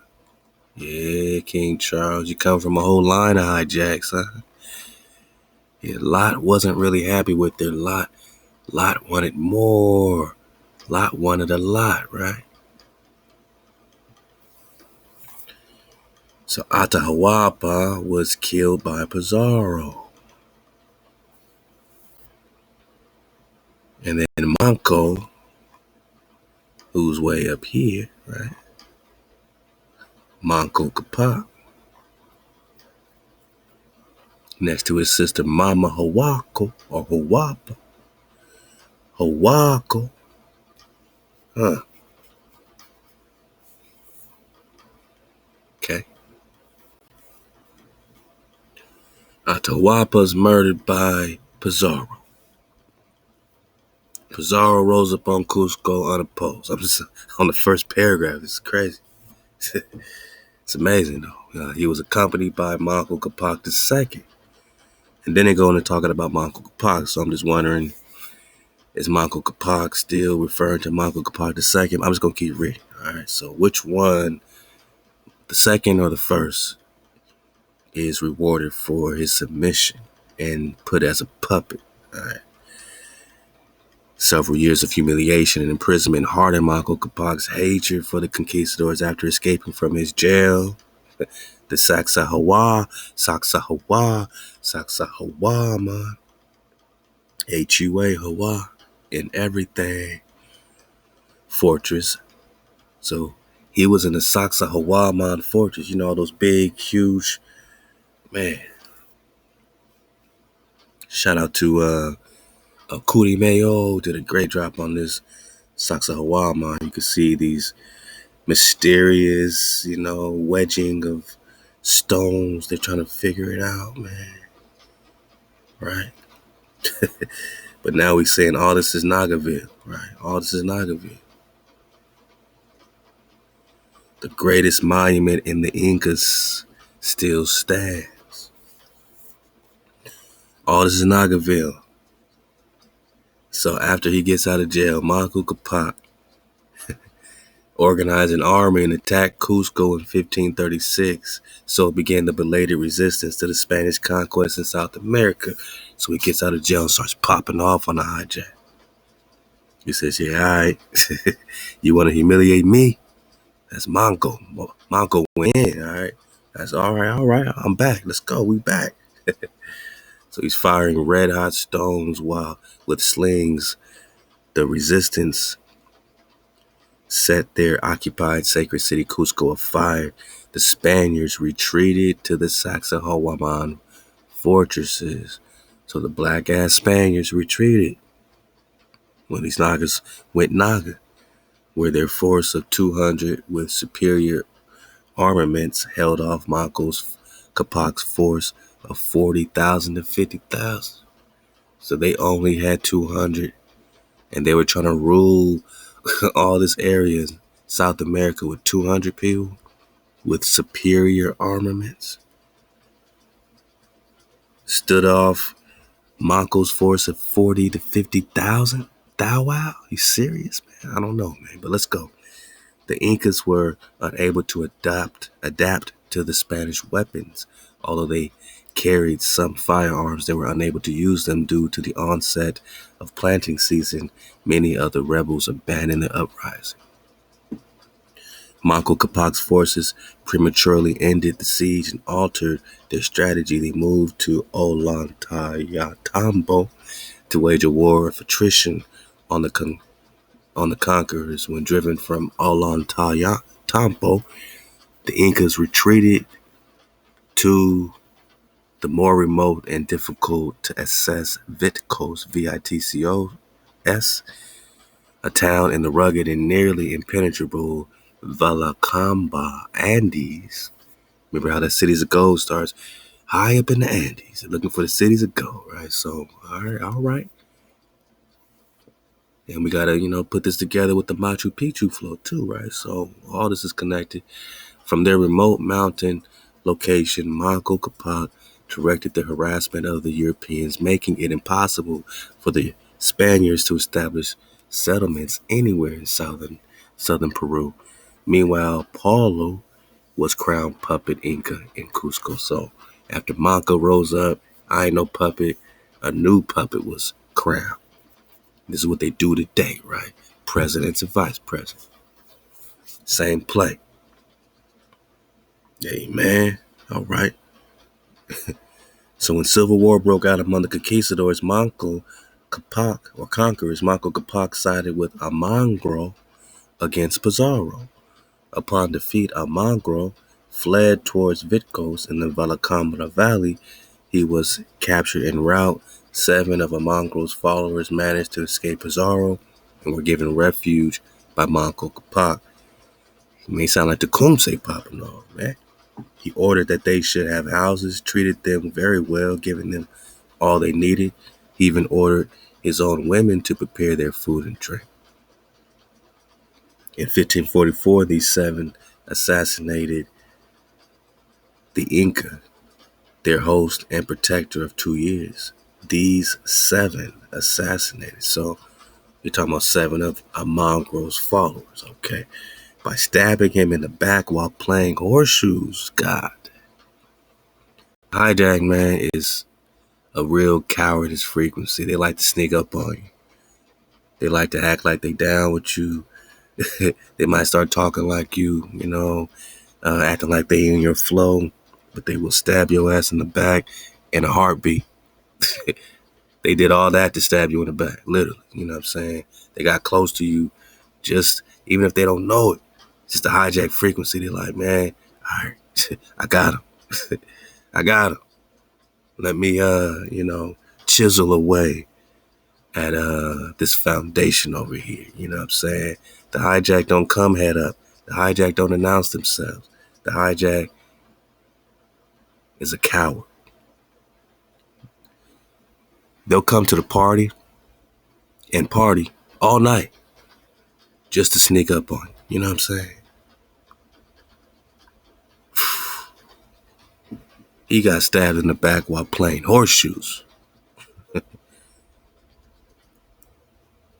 After repeatedly stabbing the defenseless Inca, the 7 men escaped on horseback. Their escape plan failed when they took a wrong turn. Oh, man.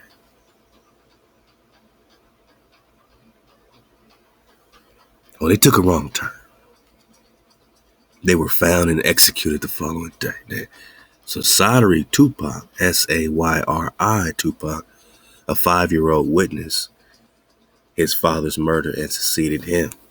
So Tupac Sayri comes in, 5 years old. He succeeds him. Prince Philip of Spain wrote to Sayri Tupac in 1552. All right?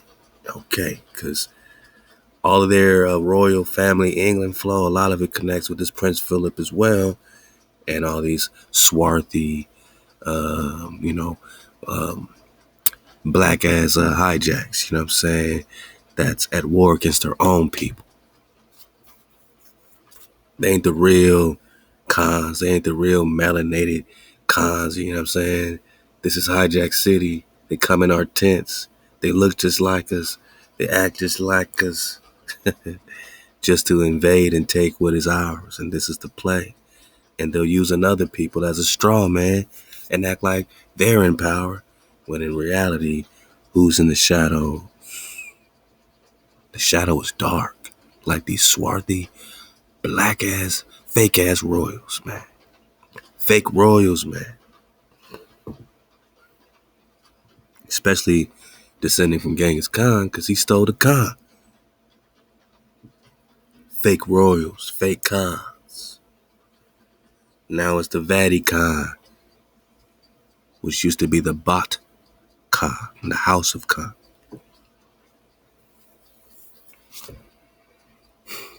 Then it got coined, you know, with the Batu Khan flow, another son of Genghis, the Batu Khan, Vatican. You know what I'm saying? But the Bat is just the house.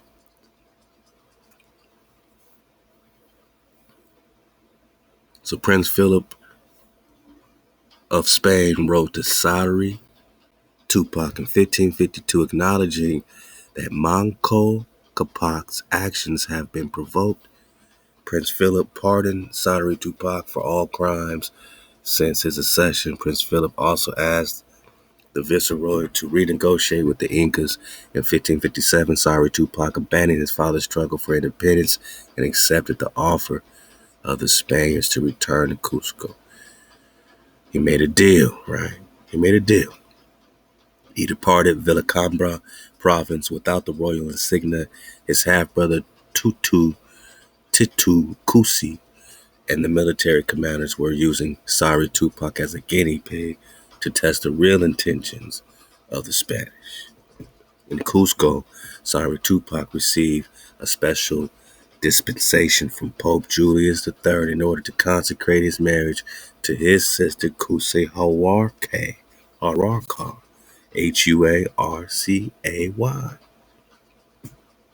The Spaniards were pleased that the Inca was now a Christian, right? So they're trying to make Prester Christians, the Mongols Christians, and the Inca Christians, huh? What's the Inca got to do with the Mongols? Mongol means great ones. Mongol means great ones. Let's get a little more as we start to make a dismount. It's going to be the best dismount of all time. Let's get it. Halal HaWah. Hey, top of the soul bone. We popping off steady water. The water to the cons, man, because you patient with me, man, and I appreciate you, man. And, you know, you surfing with me, I'm surfing with you. It's been a steady surf and a steady wave. And that's all we, you know, have done our best to fulfill that promise, to continue to keep the water flowing, keep our code, clarify our code, edify the tribe, you know, as situations, you know, need edification, man. And we're here. And it all leads to the seeking of the Creator. It all leads to keeping of our code. And it all leads to that water, that mem sauce, man. Like my bro Yosef saying, you know, back to the water, the fountain of youth, back to the Prester, man. So, yeah. The Spaniards were pleased that the Inca was now a Christian and that the rebellion had been ended in 1561. The young Incan suddenly died of poisoning Just as suddenly, Villacambra was again ruled as a separate native state. Another of Manco Capac's sons, Titu Cusi, became the Inca from 1560 to 1571, usurping his younger half-brother Manco Capac's legitimate son, Tupac Amaru. Enter Tupac. So Manco Capac's legitimate son was Tupac, but he was usurped by Titu Cusi. Okay. Man, how many of y'all knew that already, man? So Titu Cusi made Tupac Amaru a priest and the custodian of Manco Capac's body in Villacambra. So he said, "Look, man, I know you're supposed to be the Khan, but I still make you a Khan. I still make you a priest. You know, you could be the custodian of your dad's body." Negotiations to lure Titucusi to Cusco failed. Titucusi initially renewed raiding and encouraged native uprisings while governing the independent Neo-Inca state from Villacambra. Bernabe Gobo reported that Titucusi, quote, set himself to doing the Christians as much harm as he was able. He killed travelers. As a result, there was no safe place in the districts of Cusco and Huamanca, man. Another Hawa all over the place. Huamanca. And no one could travel from place to place without an escort because Titu was putting in that work. Today, it is hard to believe that it was once dangerous even for doctors to move around this territory. We're accustomed to the fast, safe delivery of cheap medicines to any point. Wow. All right. I know we got some, I'm just going to get it right here. I'm doing a little belly flop. I'm just going to pick it up right here. So Tupac Amaru, a legitimate son of Manco Capac, emerged as the next ruler. Tupac Amaru had grown up in the Incan convent of Villacambra and the so-called religious universities of the Incas. He was favored by the native religious and military leaders. Unlike Kespi Titu, Tupac Amaru was an adult and he opposed Christianity and the Spanish occupation. They had to try to stop the broke Tupac, man. Coming with all this history, man. He's opposing all hijacks, man. In Villacambra, all signs of Christianity were quickly destroyed and churches were leveled. Now we pass by churches and, hey, you going to church, brother? Sister, you gonna wear your green hat next week to church? Nah, man. Not with Pocket, and they quickly destroyed and leveled these churches, man. Quickly. They didn't let this stuff get rooted at all, man.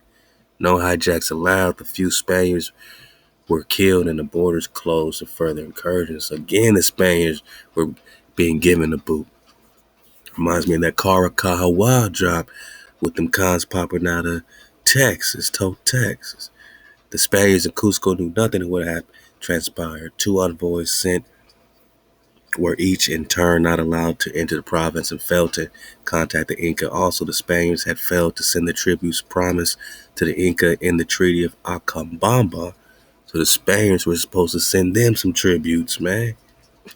A third envoy was killed by an Indian captain at the border, and this incident became known in Cusco. King Charles, right? King Charles, right? Okay. Here's the good part. King Charles, let's go. In 1549, had decreed that conquest expeditions were to engage in fighting only in self-defense because in good conscience their underlying authority stemmed from a papal edict to convert the pagans. So hey, try not to kill anybody unless you have to. What would be self-defense to these hijacks, huh?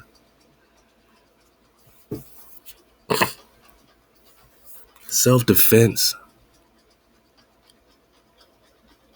that's like you breaking into somebody's house and they go for your head bone and you say, oops, I had to kill him.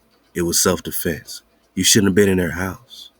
They were defending themselves. You can't call self-defense on people doing self-defense. Charles, black ass King Charles. Nah, man. Nah, man. Haughty-eyed Charles, we know what you want.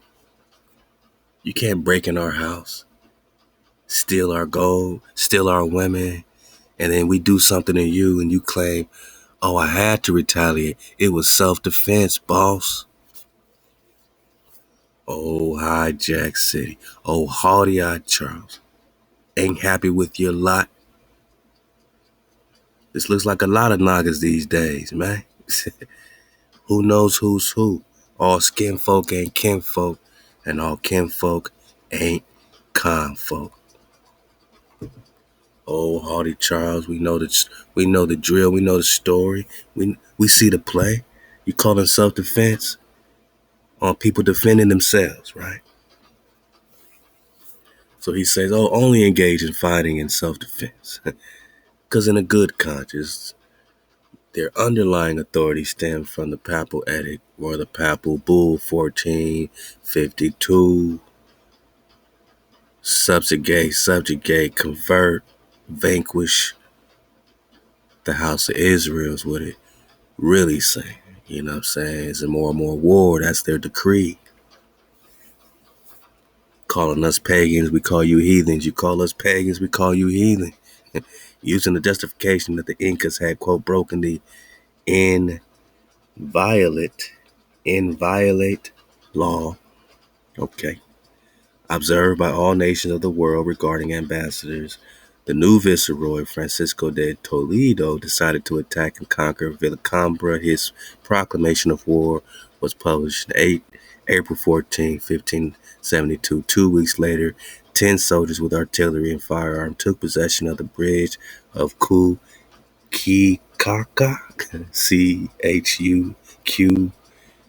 Chuquichaca, wow. Chuquichaca, the entrance to Villacambra province of the Urubamba River. By late May, Toledo had assembled 250 Spanish soldiers and 2,000 Indian warriors. Wow. Yeah. So Francisco had about 2,000 naga, black ass, turncoat, treaty making, stab you in the back, hijacks that look just like us to go to war with us. Huh? Treacherous, traitor ass Nagas, right? Because now you fight against your own people. I mean, you got to draw the line somewhere, man. I know it's like nobody could judge nobody on nothing we don't know. But man, imagine him coming to LA and saying, all right, South Central, you're going to fight on behalf of Britain against Long Beach Nagas, who's going to fight on behalf of the French. Like they just going to use us to fight and destroy each other. And that's what they're doing, right? They only had 250 Spanish soldiers and 2,000 Indian warriors. Now, who are these people? Indian warriors, what tribe are they from, right? Good question. Treaty making Nagas, man. So, June 1st, the first engagement of the war commenced in Villacambra Valley. The natives advanced with their lances, maces, arrows, with as much spirit, brio, and determination as the most experienced, valiant, and disciplined soldiers of Flanders, says Salazar. Against the firearms and artillery for hours, then retreated. On the 23rd of June, the fort of Hawana, Pacora, surrendered to Spanish artillery fire. Tupac had left for Villacambra the previous day. On June 24, 1572, the invaders occupied Villacambra the last free Inca city. The city was found deserted and sacked. Deserted. So right after this, we're going to dig on this Static of the Attic, belly flopping that, and get right back to some of this David Rabani drop. Keep talking about this apple of Eden flow. And this is how we flowing. And Hano, hey, call me Hano. Prester 103. Let's go.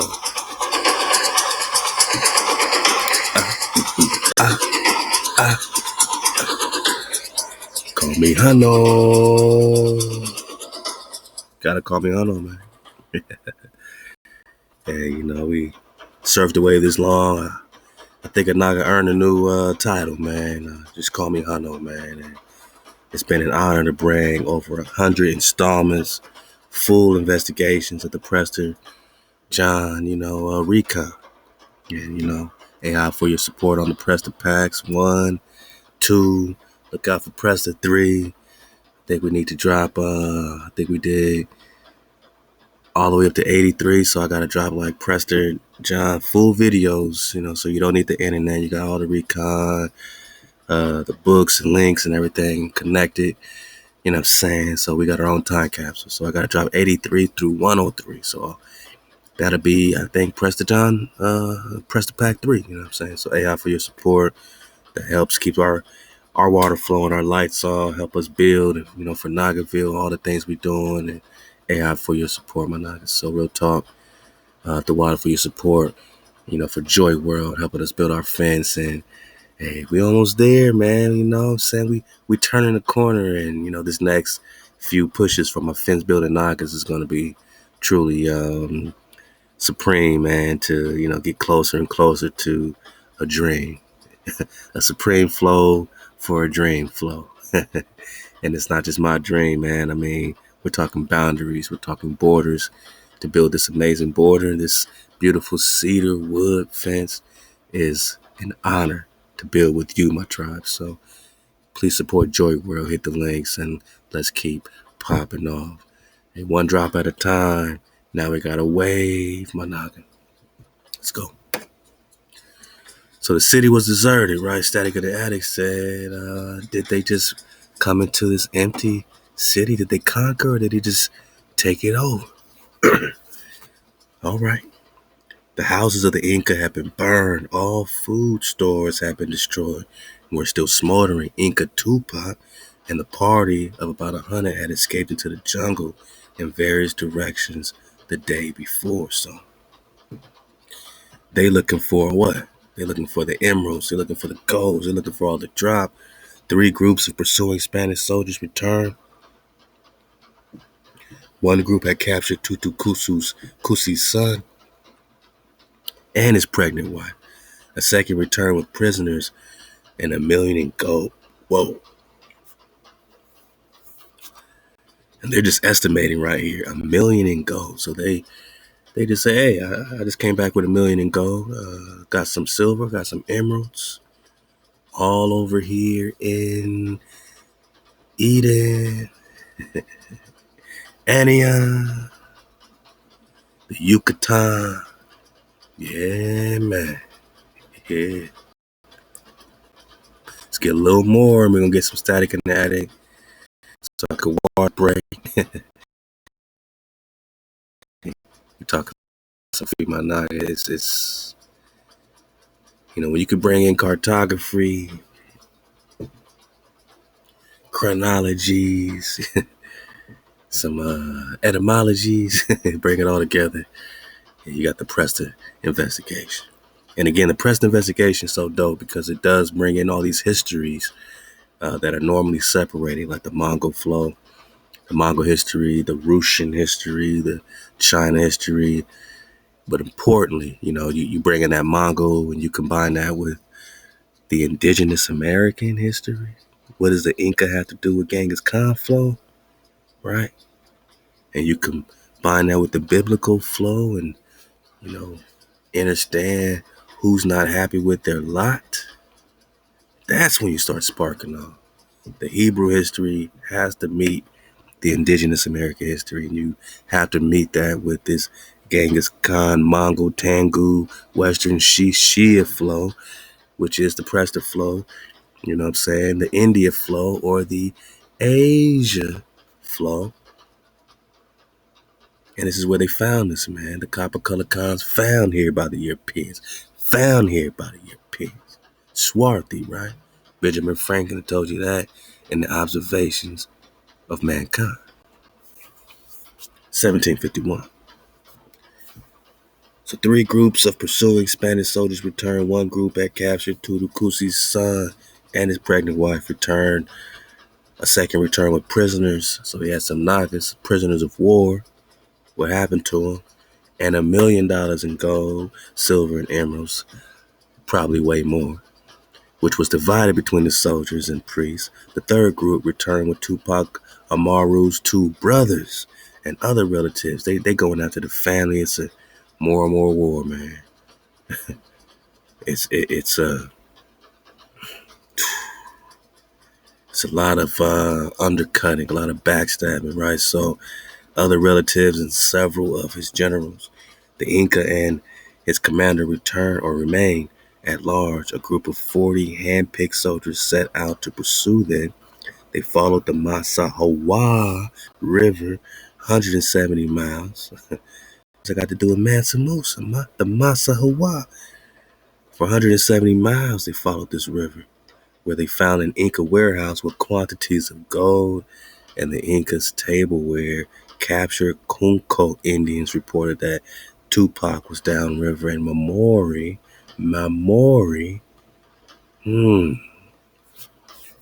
sound like that Mormon flow, you know what I mean? That, man, Moroni flow, you know what I'm talking about? All right, let's go.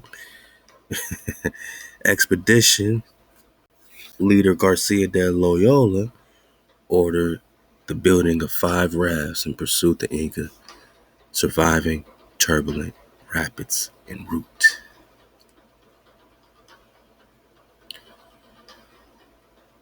So then they captured Tupac, right? At Mamori, they discovered that Tupac had escaped by land. They followed with the help of Mamori Indians, right? More Nagas helped them, who advised which path the Inca had followed. That's how they found his whole family, probably. Undercutting and backstabbing. Reported that Tupac was slowed by his wife, who was about to give birth. After a 50-mile march, they saw a campfire about 9 o'clock at night. They found Tupac Amaru and his wife warming themselves. They assured them that no harm would come to them and secured their surrender. Tupac was arrested. So he's looking out for his pregnant wife. And that's how they get him. If he just left his wife, right? If he left her behind, you know what I'm saying? You know, he would still be running, right? But this Naga got integrity, right? So the capture would march into Cusco September 21st. Tupac Amaru was held by the chain of gold around his neck.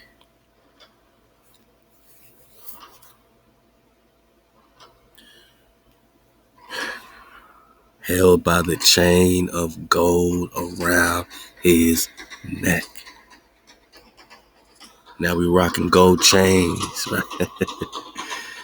Hey, man. I guess we've been rocking gold chains. But to them, it means something, you know, it reminds them of something different than you. You know, you get reminded of your wealth, your riches, you know, your status. They get reminded of the gold chain that they held you with around your neck. The victors also brought the mummified remains of Manco Capac. So the Inca had mummified their bodies like the Egyptians. This is India's period. And Titucusi and the gold statue of Pancao, a representation of the Inca lineage containing the mortal remains of the hearts of the deceased Incas. The final stage of the conquest began in the prison with the attempt to indoctrinate. Now they got to convert this Naga, convert Tupac and his fellow captives to Christianity. So that's Panagi. The reason why we Christians today, you see it right in your face. They have to convert this dude first. They got to convert him. Either that or kill him. Convert or die, right? Give him an option. Because they know they can use him. They can use his influence to also convert the rest of the people to Christianity. So first they're going to try to convert this priest king to Christianity, right? He's a priest king, God. Even Tutu made him a priest, right? Let's go. So this is the final stage of the conquest in the prison where they indoctrinated, wanted to convert Tupac. In a mere 2 days and nights, they were instructed by a small army of proselytizers and all that was necessary for their baptism. At the same time, they were tried and convicted.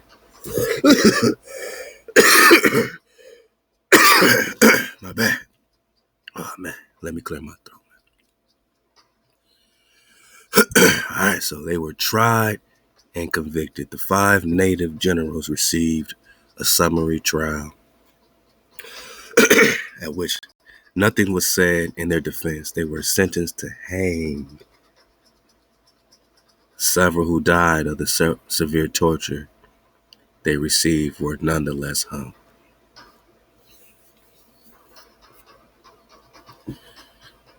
So this is a little bit of the story popping off. You see, it's a lot more, and I would love to revisit this and continue to revisit this because this gives us a good look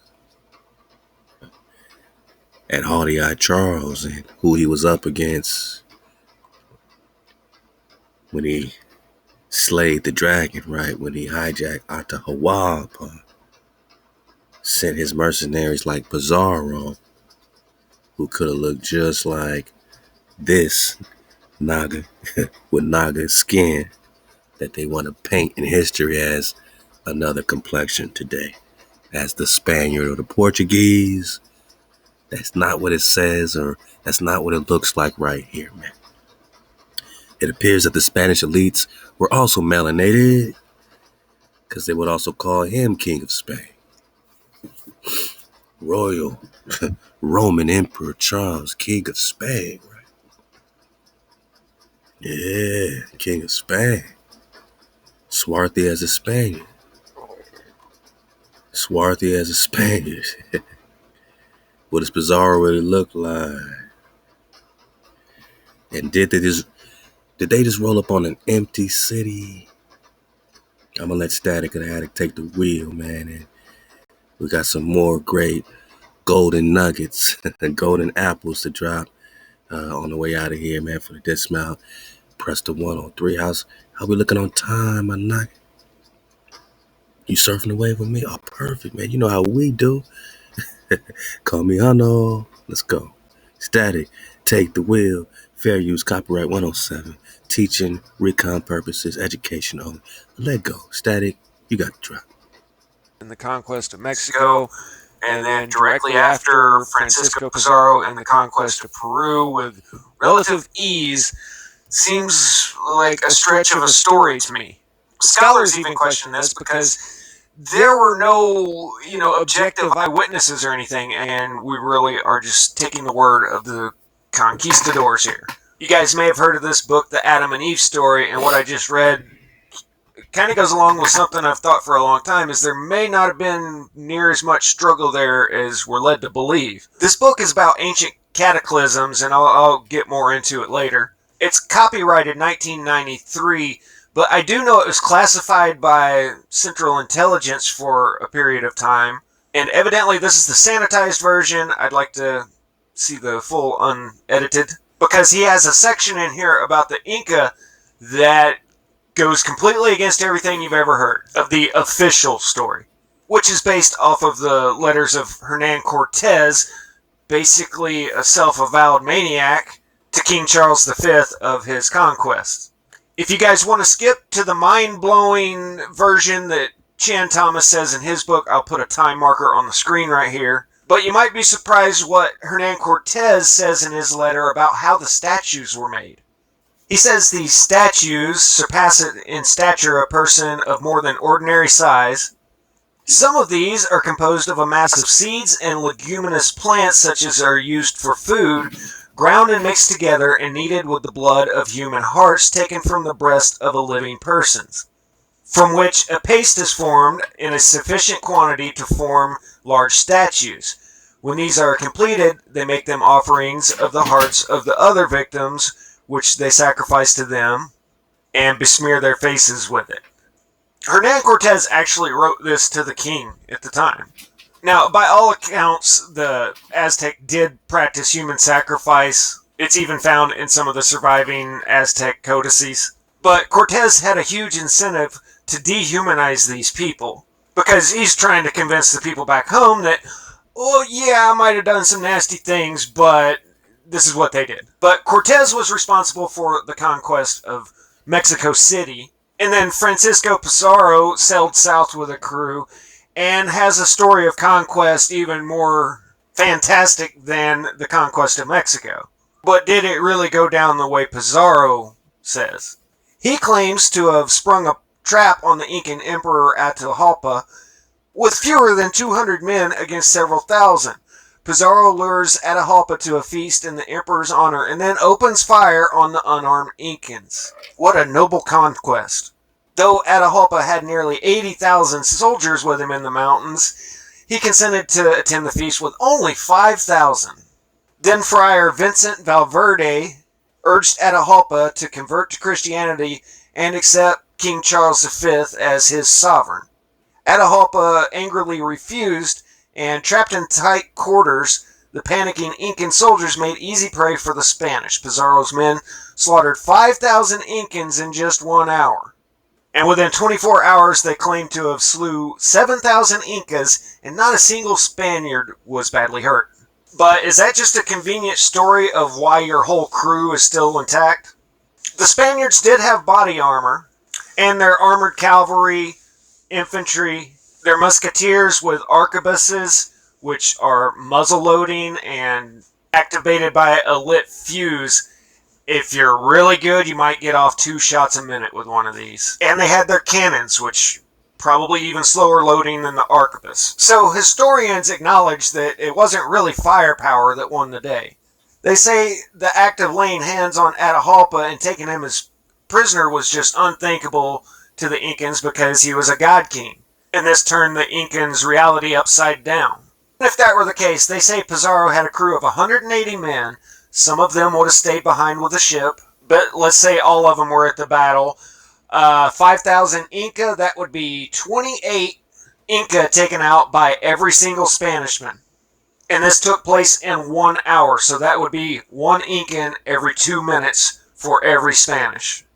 If you guys have ever been in a fight or done any boxing, you know that if you can make it a minute in a boxing round going all out, you are in excellent condition. So these conquistadors were top notch. Not a one of them seriously injured. I, Julian Gordon, with this mortgage, relinquish part of my freedom to sight. Did you know that the word mortgage literally means death pledge? The prefix mort is the same as mortician or mortuary. Listen to me. 44 million households rent, and 82 million... I mean, he got some drop, you know. Might have to dig on that. A perfect place to make a comment. Couple things. When they say the Aztec do human sacrifice, that's like grouping a bunch of different tribes into one loose statement. You know what I'm saying? He's doing a great job, you know, covering this particular perspective on it, you know, so love the static, but that's one thing. Quetzalcoatl was known to be against any type of human sacrifice. So when you talk about the Aztec, when you bring up Quetzalcoatl, you know, Priest Khan, you know, Joshua Flow, it's known that he was not rocking with no type of human sacrifice. So when they say the Aztec, because of the codex, which tribes within these Aztecs? You know what I'm saying? The Aztecs is a general, you know, term for a multitude of tribes, like Olmec. You know what I'm saying? That would be considered, within this arrangement of what they would call Aztec. You know what I mean? So that's one thing. Another thing, man, we just gonna call Capri on them just taxing us off on some major battlefield. Nah, man, they snuck up with disease and all kinds of filth. You know what I'm saying? Poison, all that. You know what I mean? Same thing they're doing today. So nothing was honorable about these conquistadors. And I am gonna call Capri that they just wiped out and ran up on tens of thousands of Nagas with a couple hundred people, man. I'm calling it Capri, man. Let's get a few more minutes. Or Pizarro and his crew are full of it.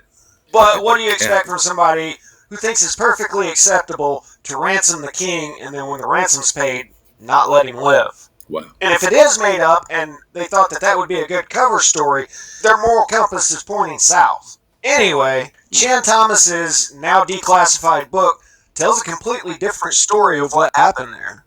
I don't know where he got his information from, Okay. and I just looked again to see if I could find a date of when he actually wrote it. But the writing style makes me think of an author, from the 30s to the 50s. There's just archaic sayings that he uses. But he's done some amazing work on ancient cataclysms, and he's talking about the big ones, the 6,000-year Noah event, the 12,000-year, according to him, Adam and Eve event, which all of us would refer to as the Younger Dryas. He says some places get hit a lot harder than other areas. Many species found in the sharp demarcation boundaries between sedimentary layers, such as we see exposed in the Grand Canyon, bespeaks of, one of those archaic words I was talking about, bespeaks of animal life being pulverized with teeth the only mammalian substance hard enough to withstand the onslaught. I recently did a video showing this muck wall in Alaska that they recently found, where there was enough force to shove bone through a shoulder blade of a woolly mammoth. He talks about other muck walls that had been found in the book. But he says some places undergo less violent winds and inundation, and there we find traces of prehistoric civilizations which had advanced to achievements we deem impossible for that many years ago. Let's look at Tiwanaku. The Incas discovered this deserted city at 12,500 feet altitude on the shores of Lake Titicaca in the 2nd century AD. So if they discovered it, then whose was it? See, in the search for HaWah and the search for the Prester, it's the search for yourself, man. That's when you start to see clearly, this whole time, man, you just been searching for you. When you keeping the code, you're getting closer to keeping the code in you. The code is your frequency. Hey, welcome home, my nigga. Let's get a little more. Although they lived in that land for generations upon generations, centuries after centuries, they left it totally undisturbed. Anyone who's been on a hunt for gold or treasure in the mountains, as I have been in New Mexico, knows the Indian credo. What is in the mountains belongs to the mountains. That means whatever they find, they do not disturb. Now you can read about this, but there's nothing like seeing it in person when gold fever takes over an entire personality. It's a kind of consummate greed which changes a veteran outdoorsman to a wild-eyed, scheming, intense introvert who could lead himself and others to destruction and death through his greed. I have seen it. Now, he claims that Tiwanaku was found by Pizarro and his band of plunderers in the 1520s. The gold fever had evidently taken over his entire expedition of 13 to 16 men, for they proceeded to vandalize almost everything in sight. They smashed thousands of statues searching for gold. There were huge silver bolts of up to several tons each passing through massive stone monoliths. You guessed it, they broke up the monoliths in order to obtain the silver bolts. Now, keep in mind, Pizarro had to report this to the king to pay up the royal fifth. So I am guessing that the numbers are actually accurate of 13,000 pounds of gold and twice that much of silver, 26,000 pounds of silver. And according to Thomas here, it was only 13 to 16 men in the expedition, which, when you think about it, all the other first contacts in America were peaceful, believe it or not. Europeans were initially accepted peacefully by the local tribes. Even Cortez. I mean, maybe that's because they was looking just like us, sneaking up, man, like a treacherous nigga. Says that he allied with the Tlaxcalans in Mexico. Magellan and his first contact, all peaceful. But Pizarro says he comes in, guns blazing, he's the rootinest, tootinest cowboy of all the conquistadors. Thomas also said that Tiwanaku was on the shores of Lake Titicaca, and today that's 10 miles away. I wouldn't exactly call that waterfront property. Moving on, there was one member of the early discoverers, a Spanish priest, Diego de Alcabaso, who wrote down what he saw. I saw a vast hall carved on its roof to represent thatch, so it was carved of stone or wood. There were the waters of a lake which washed the walls of a splendid court in the city of the dead, and standing in his fine court in the shallows of the water on the platform of a superb colonnade were many fine statues of men and women. So real they were that they seemed to be alive. Some had goblets and upraised drinking cups. Others sat or reclined as in life. Some walked in the streams flowing by the ancient walls. Women carved in stone dandled their babies in laps or bore them on their backs. In 1,000 natural postures, people stood or reclined. Not one. Yeah, that sounds kind of creepy, man, but just imagine, this is what they finding here. People carved in stone as if they were real. Let's go. None of these statues stand today. The greed of civilization has literally devastated Tiwanaku with vandalism and thievery. This is what the stone people statues that we have today look like. Right. And I'll have to go back and try to find it. That don't look like that realistic flow, right? So did they get stolen or destroyed? But I read in another book where they had talked about the lifelike statues in Peru, and I'm sitting here going, these don't look. They said they were petrified people. They were so real. And what we see today are not the same ones, evidently. We've all seen magnificent works of art that you would describe as looking like real life. He says thousands of poses, so real they seem to be alive. Thousands, like a gang of people got turned to stone or something, man. Where we hear that? Where did we hear that stone drop before? Kind of like a Sodom and Gomorrah flow, right? Let's go. This is what's there now. I don't think anyone would describe it that way. It looks like all the other Incan architecture, where he was saying that this is an ancient city from way before the Inca. They say that Tiwanaku was effectively demolished due to looting during the colonial period. But there was one building in particular known as Pumapunku, who was Spanish described in the 16th and 17th century as wondrous, though unfinished, building with gateways and windows carved from single blocks. Here's Pumapunku, kind of on the outskirts of Tiwanaku. And here we find the most unique stone work in the world. I mean, have you guys ever seen anything close to this anywhere else? This is obviously a style of its own. It doesn't resemble anything else anybody else has done anywhere. H-block. And I've probably seen this side of these blocks hundreds of times, but I've never seen these blocks, which I'm pretty sure is just the backside of the H's. Well, look at these together. Those obviously click together. You see how the top ones have the cross arms right here? Well, that slides into these screws right here. Great. I don't know why nobody's ever shown that. Also, this one. I don't know what's going on here. Now, if you tell me that Pumapunku was not built by the Inca, but was built by a more lost society, that would make more sense to me.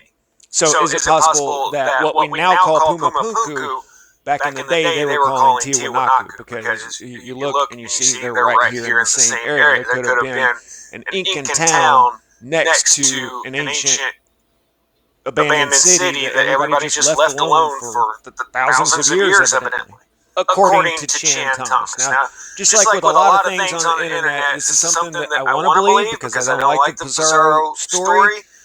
But the fact is, this is the only source of any of this information. And yeah, if it was a cover-up, then of course it would be. His information on catastrophism is spot on. I mean, it's the most densely packed version of a lot of facts that I found independently in one book. But everybody gets things wrong, and just because he wrote it down doesn't make it right. I tried to find record of Diego de Alcabaso, and the only reference goes back to his book. So I haven't found that this is a historical figure at all. Tiwanaku is a UNESCO World Heritage Site, and I've said for a long time, you show me a UNESCO site and I'll show you the scene of an ancient cataclysm. But all of this has been completely reconstructed. And if what Thomas claims is true about the thousands of statues and not one of them is there today, then that would mean that while reconstructing it, they took local Mayan sculptures and incorporated it into their new design. Bang. Now, one of the problems here is this is what it looked like when they found it. I don't think this is the courtyard of the Gate of the Sun. This was the oldest photograph I could find of it. I think this was 1893. And here's a sketch of the place in 1877. Now, that is the Temple of the Sun there in the center of your screen, buried almost up to the top of the gate. Here's a photograph of the Gate of the Sun, still most of the way buried. And the relief carving of the figure on top looks like typical Inca carvings. The Inca may have very well got their artistic style from a previous civilization that was there, and they saw their artwork. But none of this would be mistaken for real life. And Thomas says that the waters of the lake wash the walls in the splendid court. But in more modern times, the first people there with cameras, there's no walls. The big monoliths are still there, and the smaller stones were evidently strewn all over the place. And, they dug them up and reconstructed the walls. That would mean, according to Thomas, that this city survived the big major catastrophes from long ago for thousands of years, and then were wiped out in the last few hundred. And I'm not too sure I believe that. Here's an old sketch of Pumapunku, and it looks just absolutely devastated, the whole area. It would definitely make sense to me that the Inca found this and said, well, this was an ancient city of the gods, we're not going to touch it.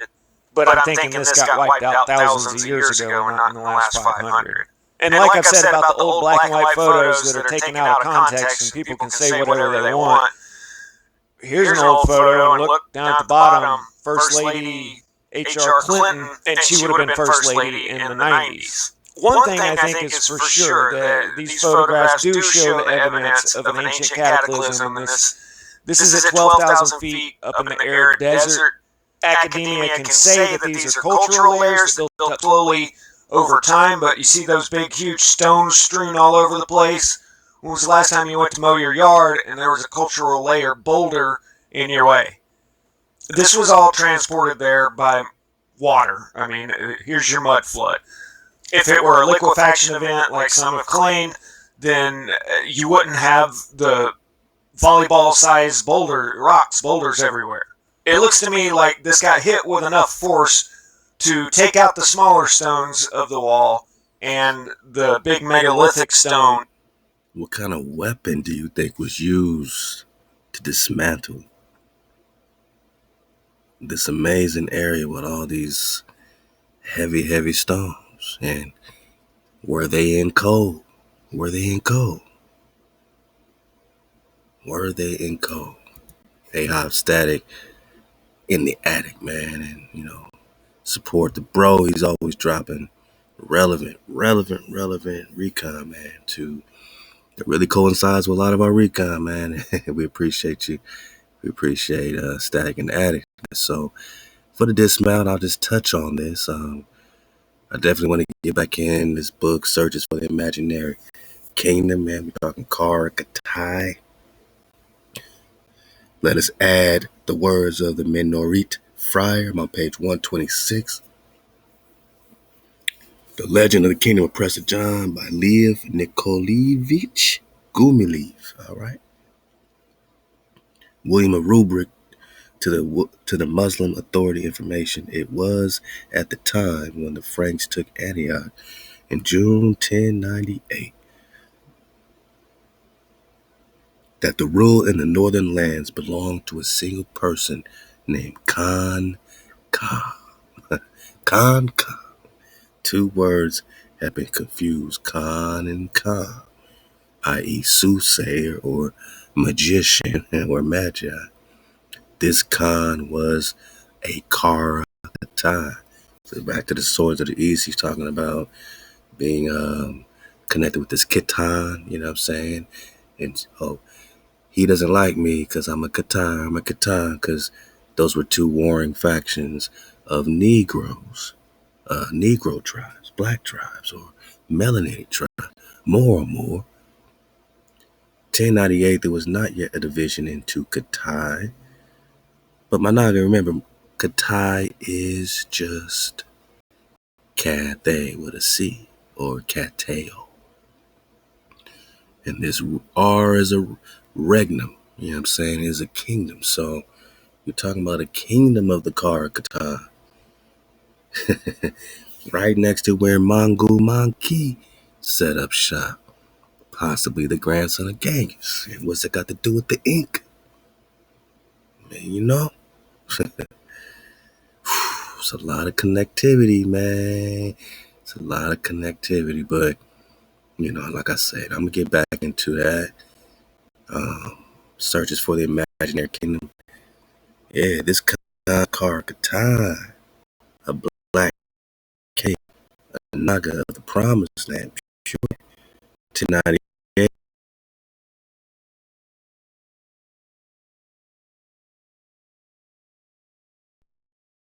Katai, Katan, lived in certain hills through which I passed. He went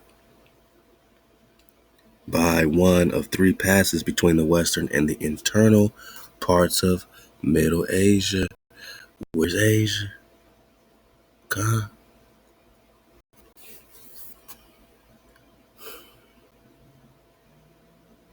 So he went by one of three passes between the western and internal parts of Asia, between Altai and the Tian Shan.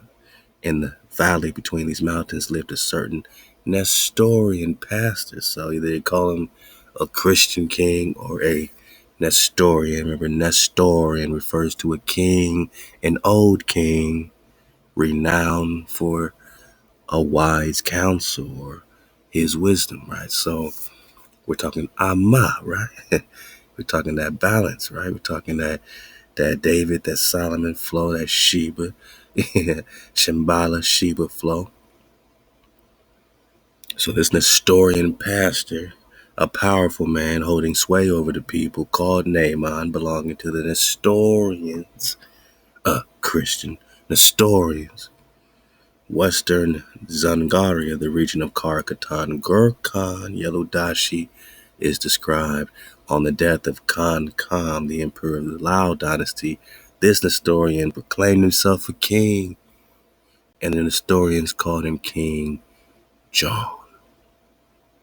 Who, oh who, is Prester John? I mean,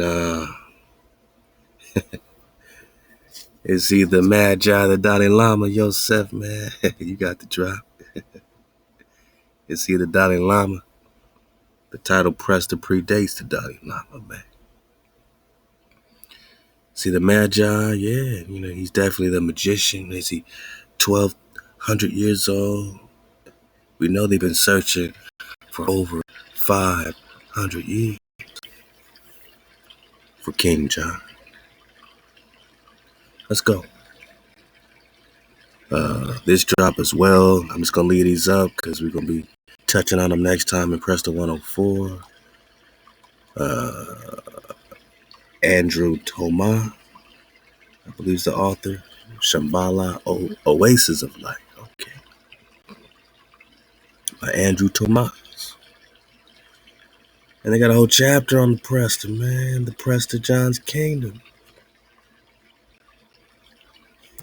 Let's go.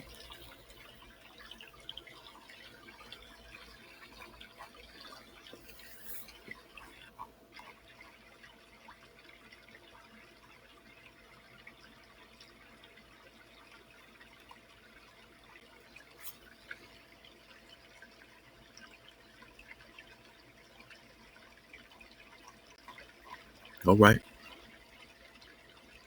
Yeah, you know, we'll be touching on it. I'm just belly flopping for the dismount. We just belly flopping for the dismount. It's a lot of drop in this Shambhala flow.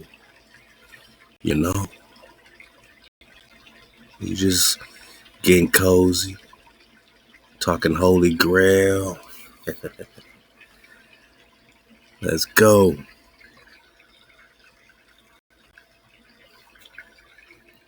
The kingdom of Prester John, huh?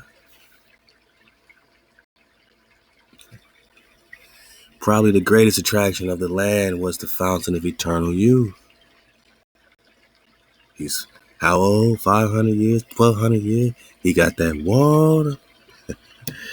Drop Nation got that water.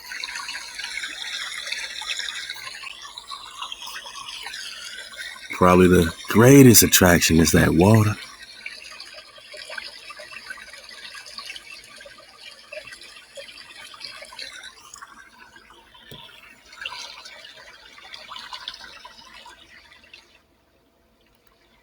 When worthy men and women desire to be rejuvenated, oh yeah, all they do was fast and then take 3 drinks or draughts from the fountain. 3 drinks. Immediately sickness and old age depart, and they appear to be 30 years old.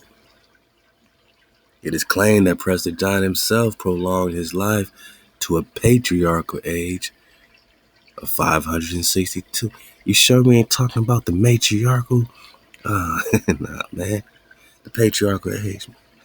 Kill the patriarch? Man, look, man. We could play semantics all day with wordplay, but we know that the Prester has a queen, and the queen has her king. The Amma has her Abba, the Abba has his Amma. They put that magic together, you get life.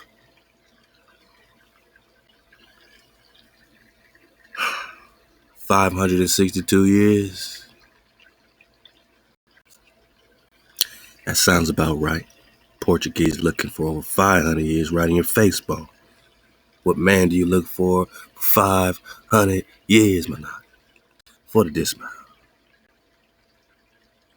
For the dismount.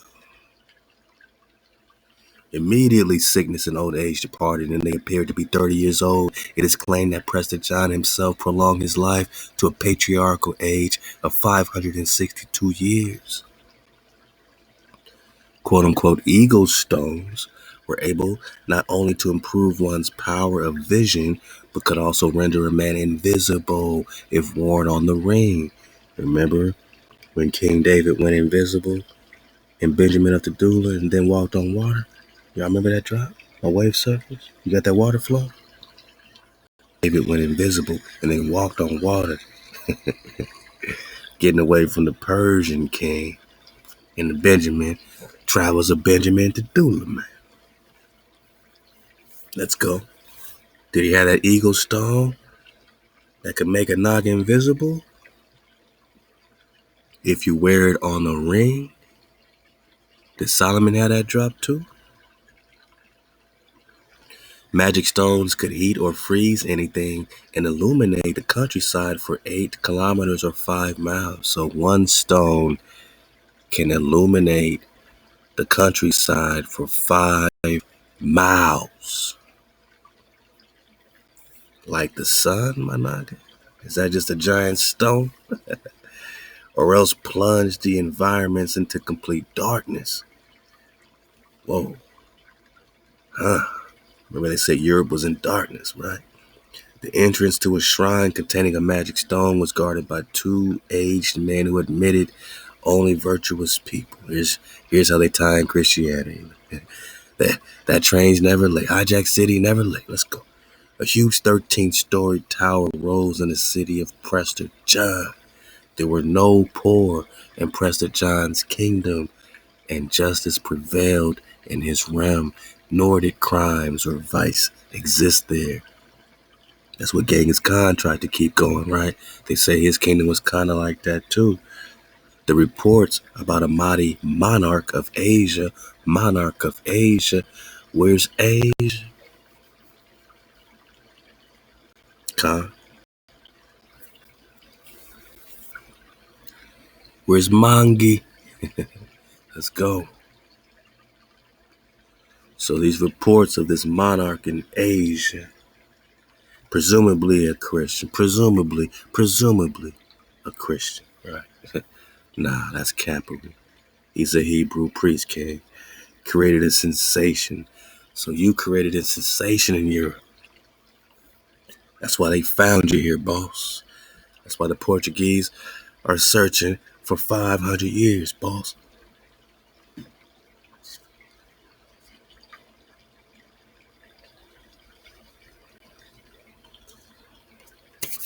You created a sensation. They were looking for the Magi. This was a difficult time of the Crusades when an ally in the East would have been very welcome, hence the interest of the state and church in the priest king of the Andes. We're talking India, superior. Let's go for the dismount. We're talking Cathay. We're talking the Katai. Cathay, Katai. Let's go. Wow, we're talking to Florida, where they started searching for the fountain of youth only the last 500 years. 500 years? Yeah. After they found you, they started searching in Florida for the fountain of youth. Before they're looking at India over there, Ethiopia, same thing with Prester. Looking for Prester, they're looking for the fountain. That water, that mem sauce.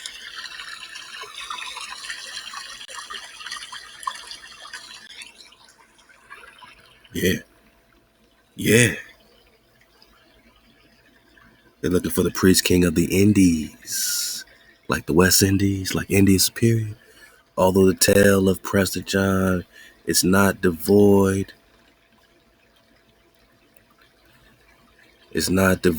of an element of fiction. The reality of the persons engaged in the correspondence, kings and popes, and the elusive Prester John can hardly be doubted. So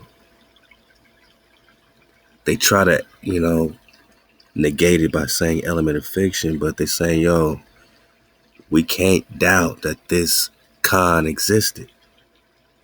Is that a matriarchy? Is that, you know what I'm saying? Nah, this Khan existed. You can't turn him into something else. It exists.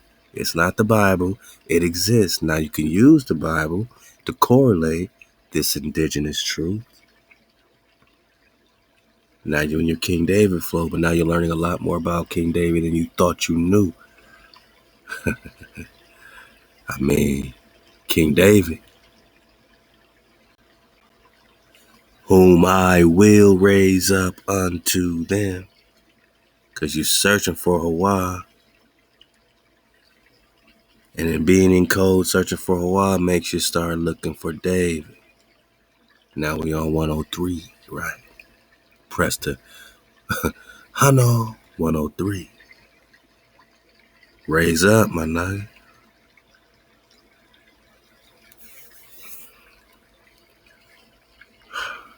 Because this is something that exists.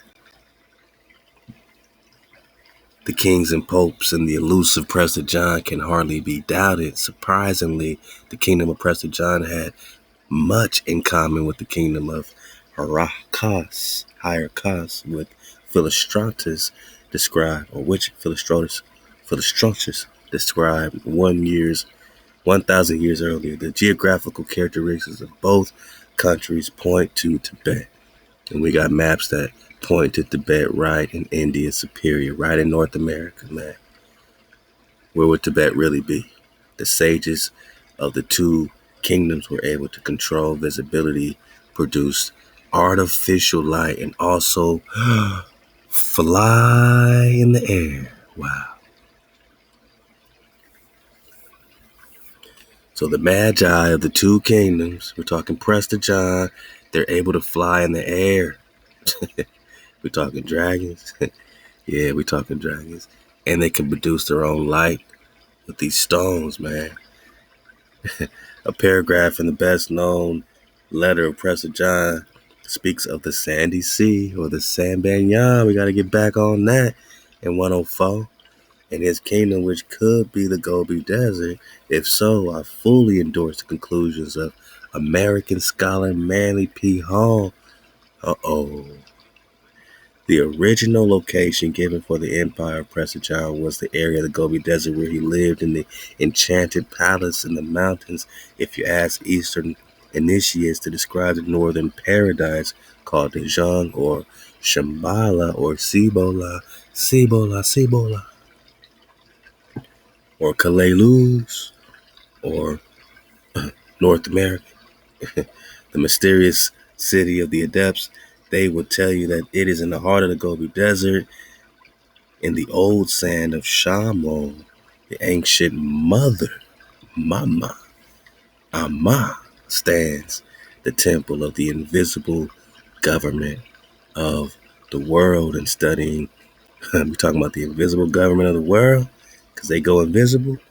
In studying 12th century history, when Prester John's fame spread, interesting coincidences can be established. The Order of the Templar, or the Temple, was founded in 1118, 1184. The Troubadour in the Night Templar Wolfram von Eschenbach wrote his tutorial. We got to get back on our romance flow, Templar.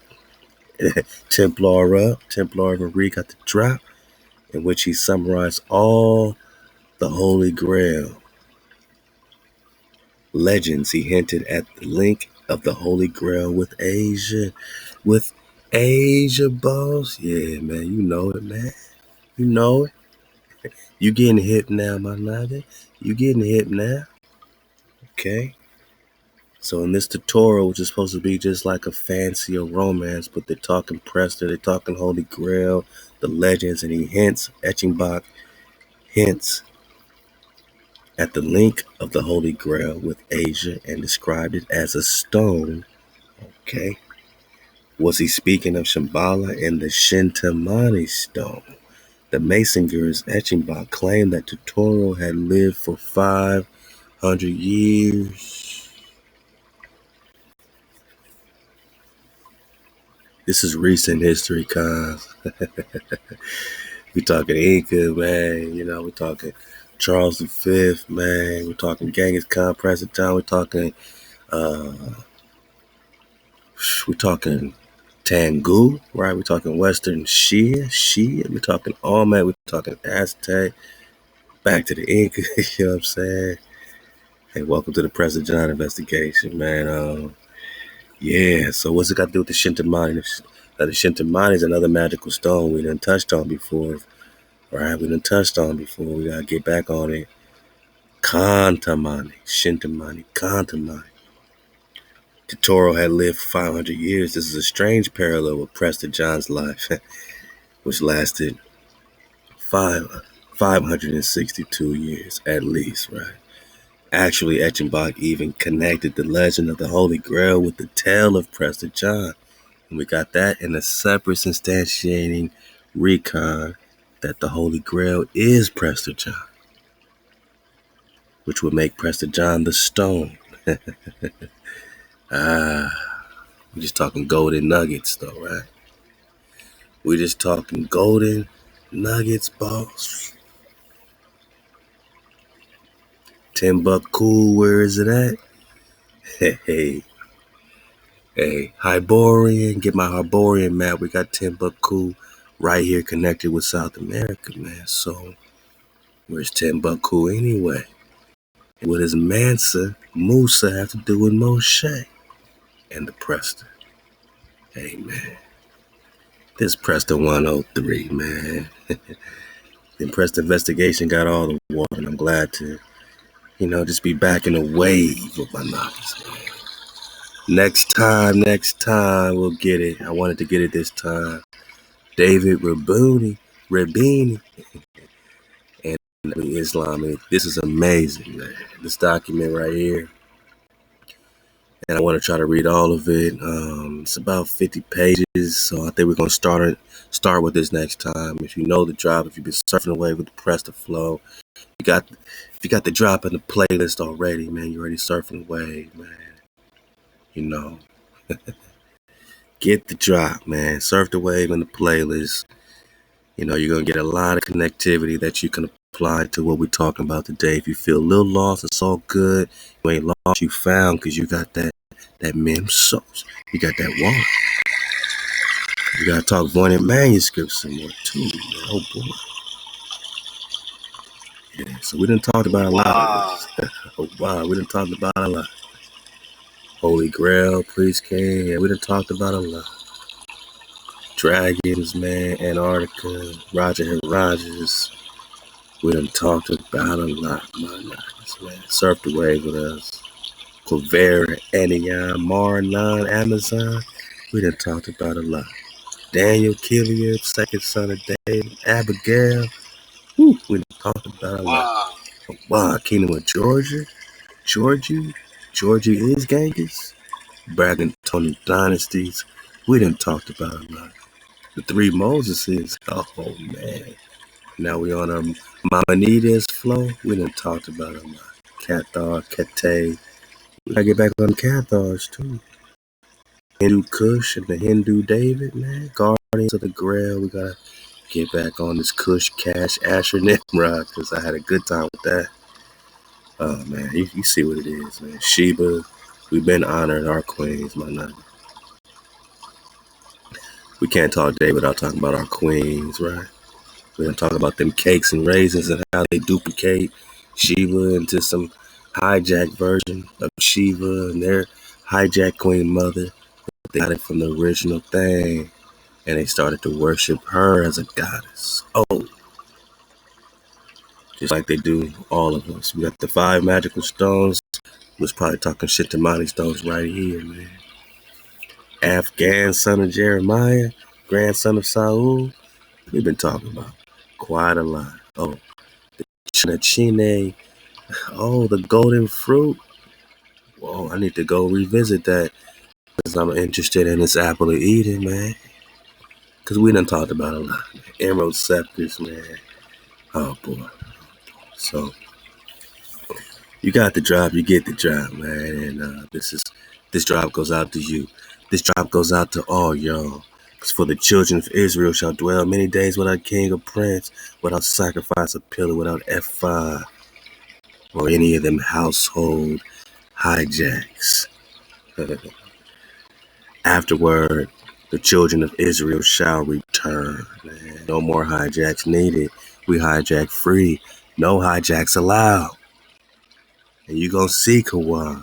You gonna find HaWah if you keeping the code.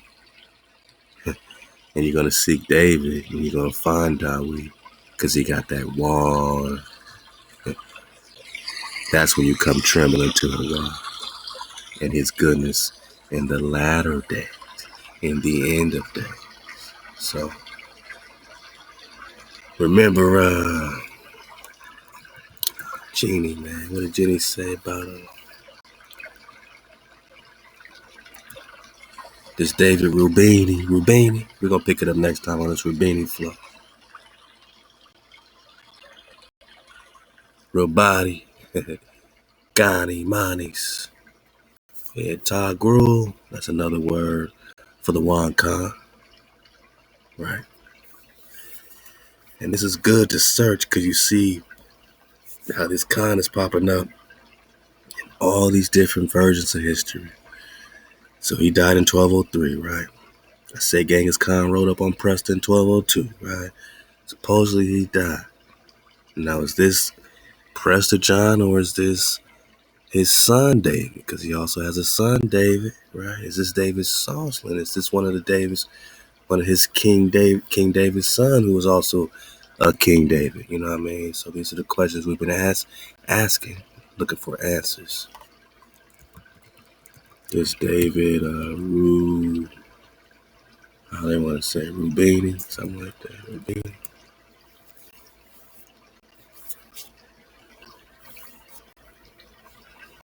See how they spell it.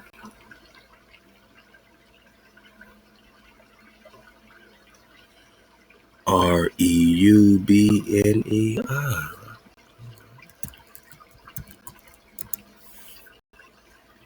Hmm.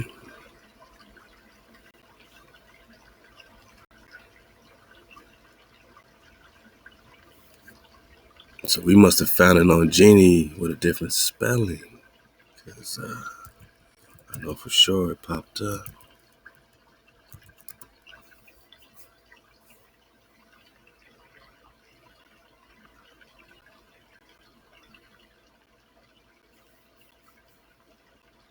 Okay.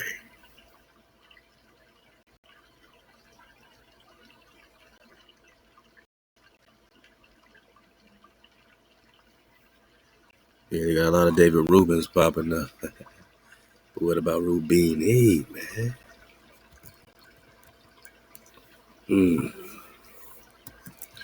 Guess the search continues.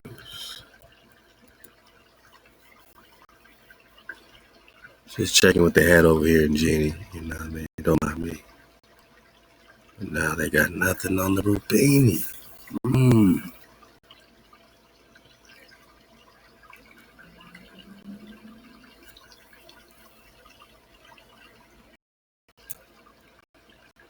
How they say Rubani?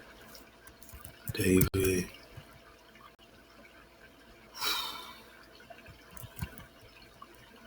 Forgot how they spell Rubani. I have to put an A in.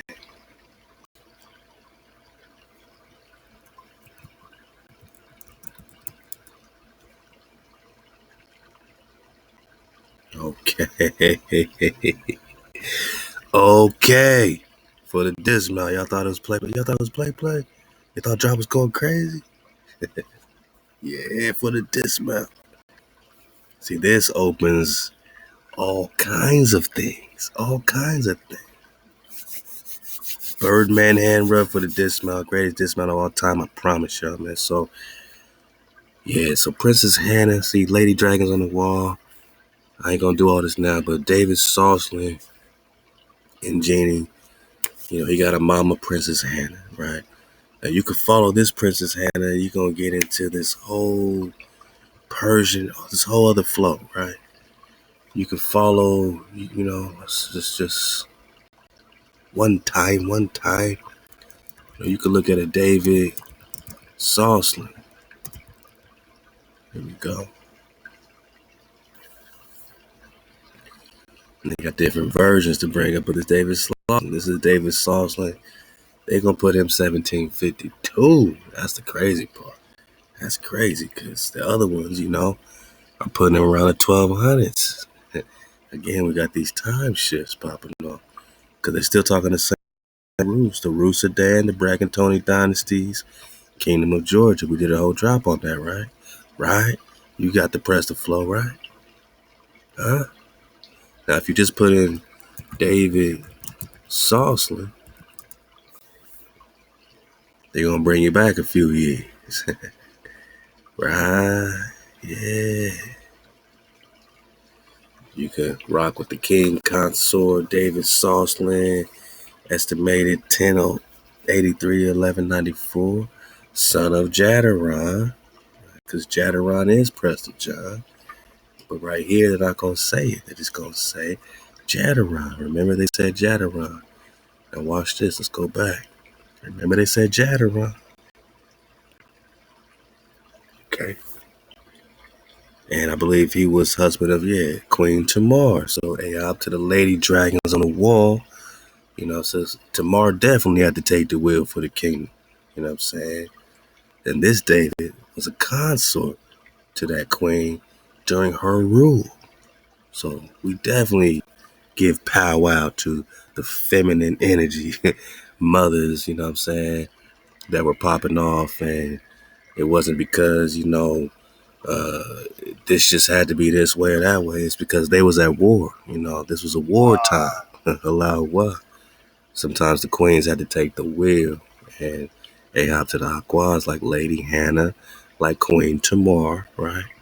Now this XLR David the Sixth, Sultan of Babylon, real quick for the dismount.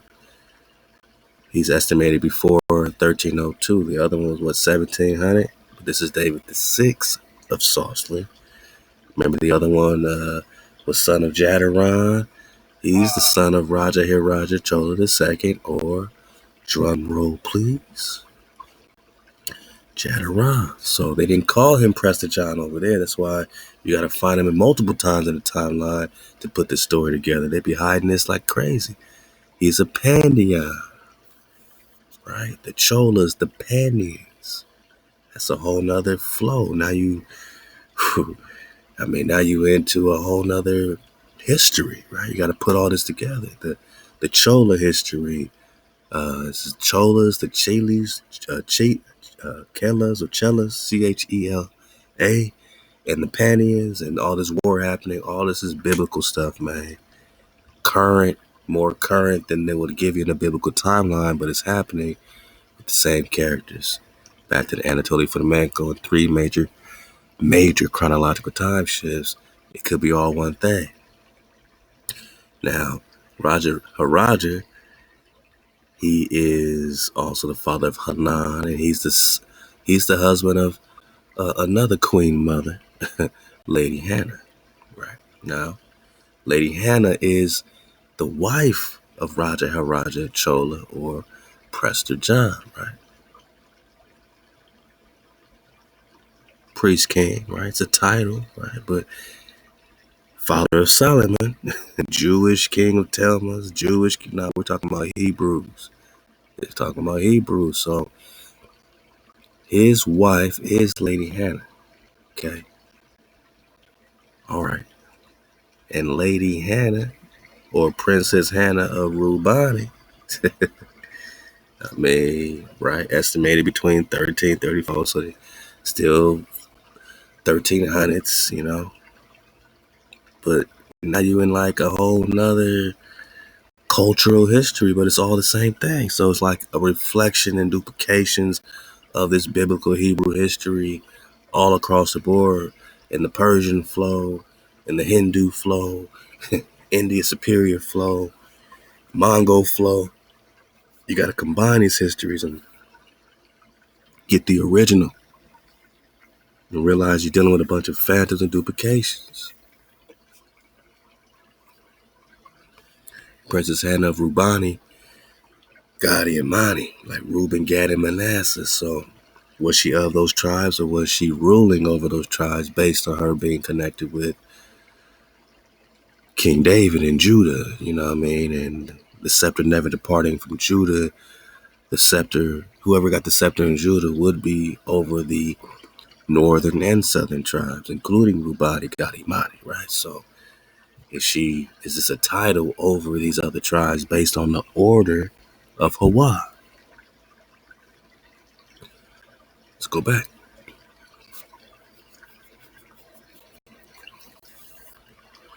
And what is that, Rubani, Gadi, Mani, had to do with David the First, or Dewey Dodi? And Ahab to my knowledge, that during the dodecahedron drop said, hey, Dodi? Like Dodi? Like David? Is David the dodecahedron? Uh-oh. What does the dodecahedron got to do with Kanda? Oh, man, I think it's getting a little cray-cray. Now it's getting a little crazy in that mem sauce, man.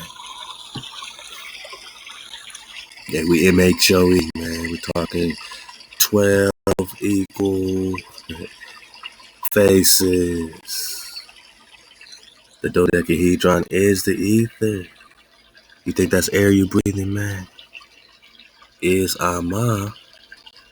Because Ama, Abba, Ama, is the ether, is the quantum, right? Left to five eyes, Ma. We're talking divine air, man. The dodecahedron is connected to the element of ether or divine air, man. You think that's air you breathe? Right? The Star of David. It's not just a star. You're talking about a platonic solid in the fourth dimension. You know what I'm saying? You got to look a little deeper. It's not just a two-dimensional star. It's a lot more connected. And all these curvy lines, man, that's the aquas, right? All these straight lines, that's the ox. You need to put all that together to get the flower of life. You get to get life, to get the ether. We need each other in balance, my man. We need both energies, right? Okay. So what does this Dodi got to do with David or, you know, Dodi? Star of David and the Dodi flow, huh? Wow. That's all I gotta say. Hey, out to the cons dropping these comments, man. You guys are phenomenal, man. So, is Dodi Dawi?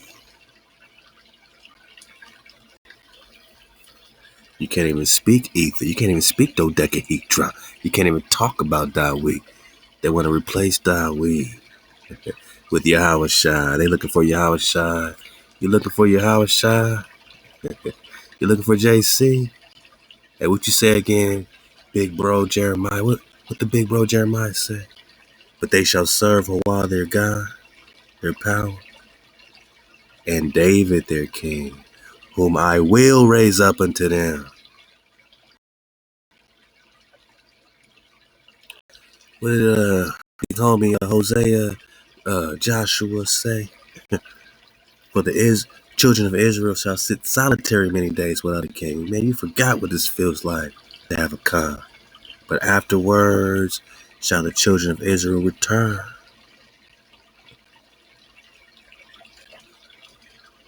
Are you returning now? Ain't you returning? You got that water? You got that mem sauce? You MHOE? You KTC? You seeking HaWah? When you do that, you're able to seek David to search for the Prester, the priest, the Khan, the priest king, the Melchi, the Zedek, the Melchizedek. We're talking in the days, people. David is Dodi. David is Dewey Dodi. Rodon, like the Rhodanites, like Rhode Island. We're talking the Red Nuggets, right? The swarthy Red Man, right? King of the Rubani, Gadi, and Mani, because he's the king of Judah, so he's over all these tribes. And he's the husband of Hannah, right? Lady Hannah, say it with me, Ania. Uh-oh. Yeah. See, we big up our queens. Princess Dara, and out to the Aqua, Princess Dara, and Hanan or Kana, and Princess Limbu of her body, Gotti, and Mani.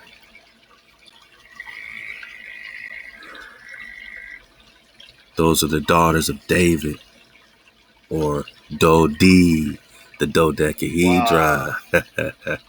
Halal HaWah. And Lady Hannah of Babylon and Georgia, the wife of Raja Chola II, Jadaron, Emperor of Soli, like Soliman, father of Soliman, Jadaron, Prester John.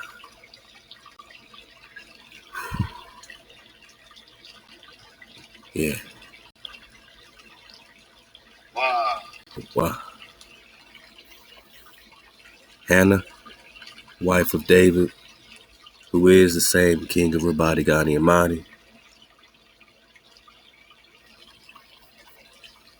And we'll pick up next time with David, Rabani, Yeah, curve this through that Islam flow. And what do you know? We got the glow, man. This got so much drop, so we're gonna pick it up here next time. It's about 50 pages, man. We're just gonna go right in. We're just talking about David Rabani.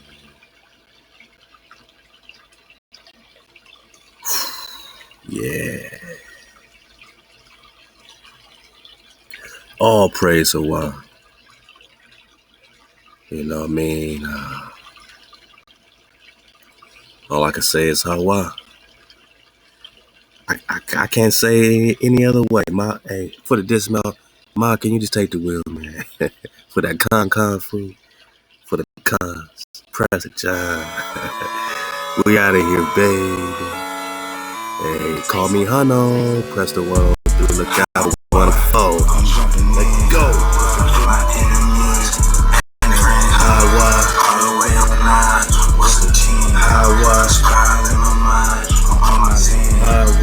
HaWah. I'm jumping in. Forget my enemies and they friends. Yeah. All the way on 9. What's a 10? Spiral in my mind. Up on my zen. HaWah. Chopping nails. Cause I hijack. Keep rolling in. Putting up the trees. They can have my land. Crooked life change. Just wanna feel man. Keep my mama's soul in my ether hand. Frequency is currency and comprehend. HaWah. Kung fu like they tryna cut my hand. Dodge and they keep the sword in hand. HaWah.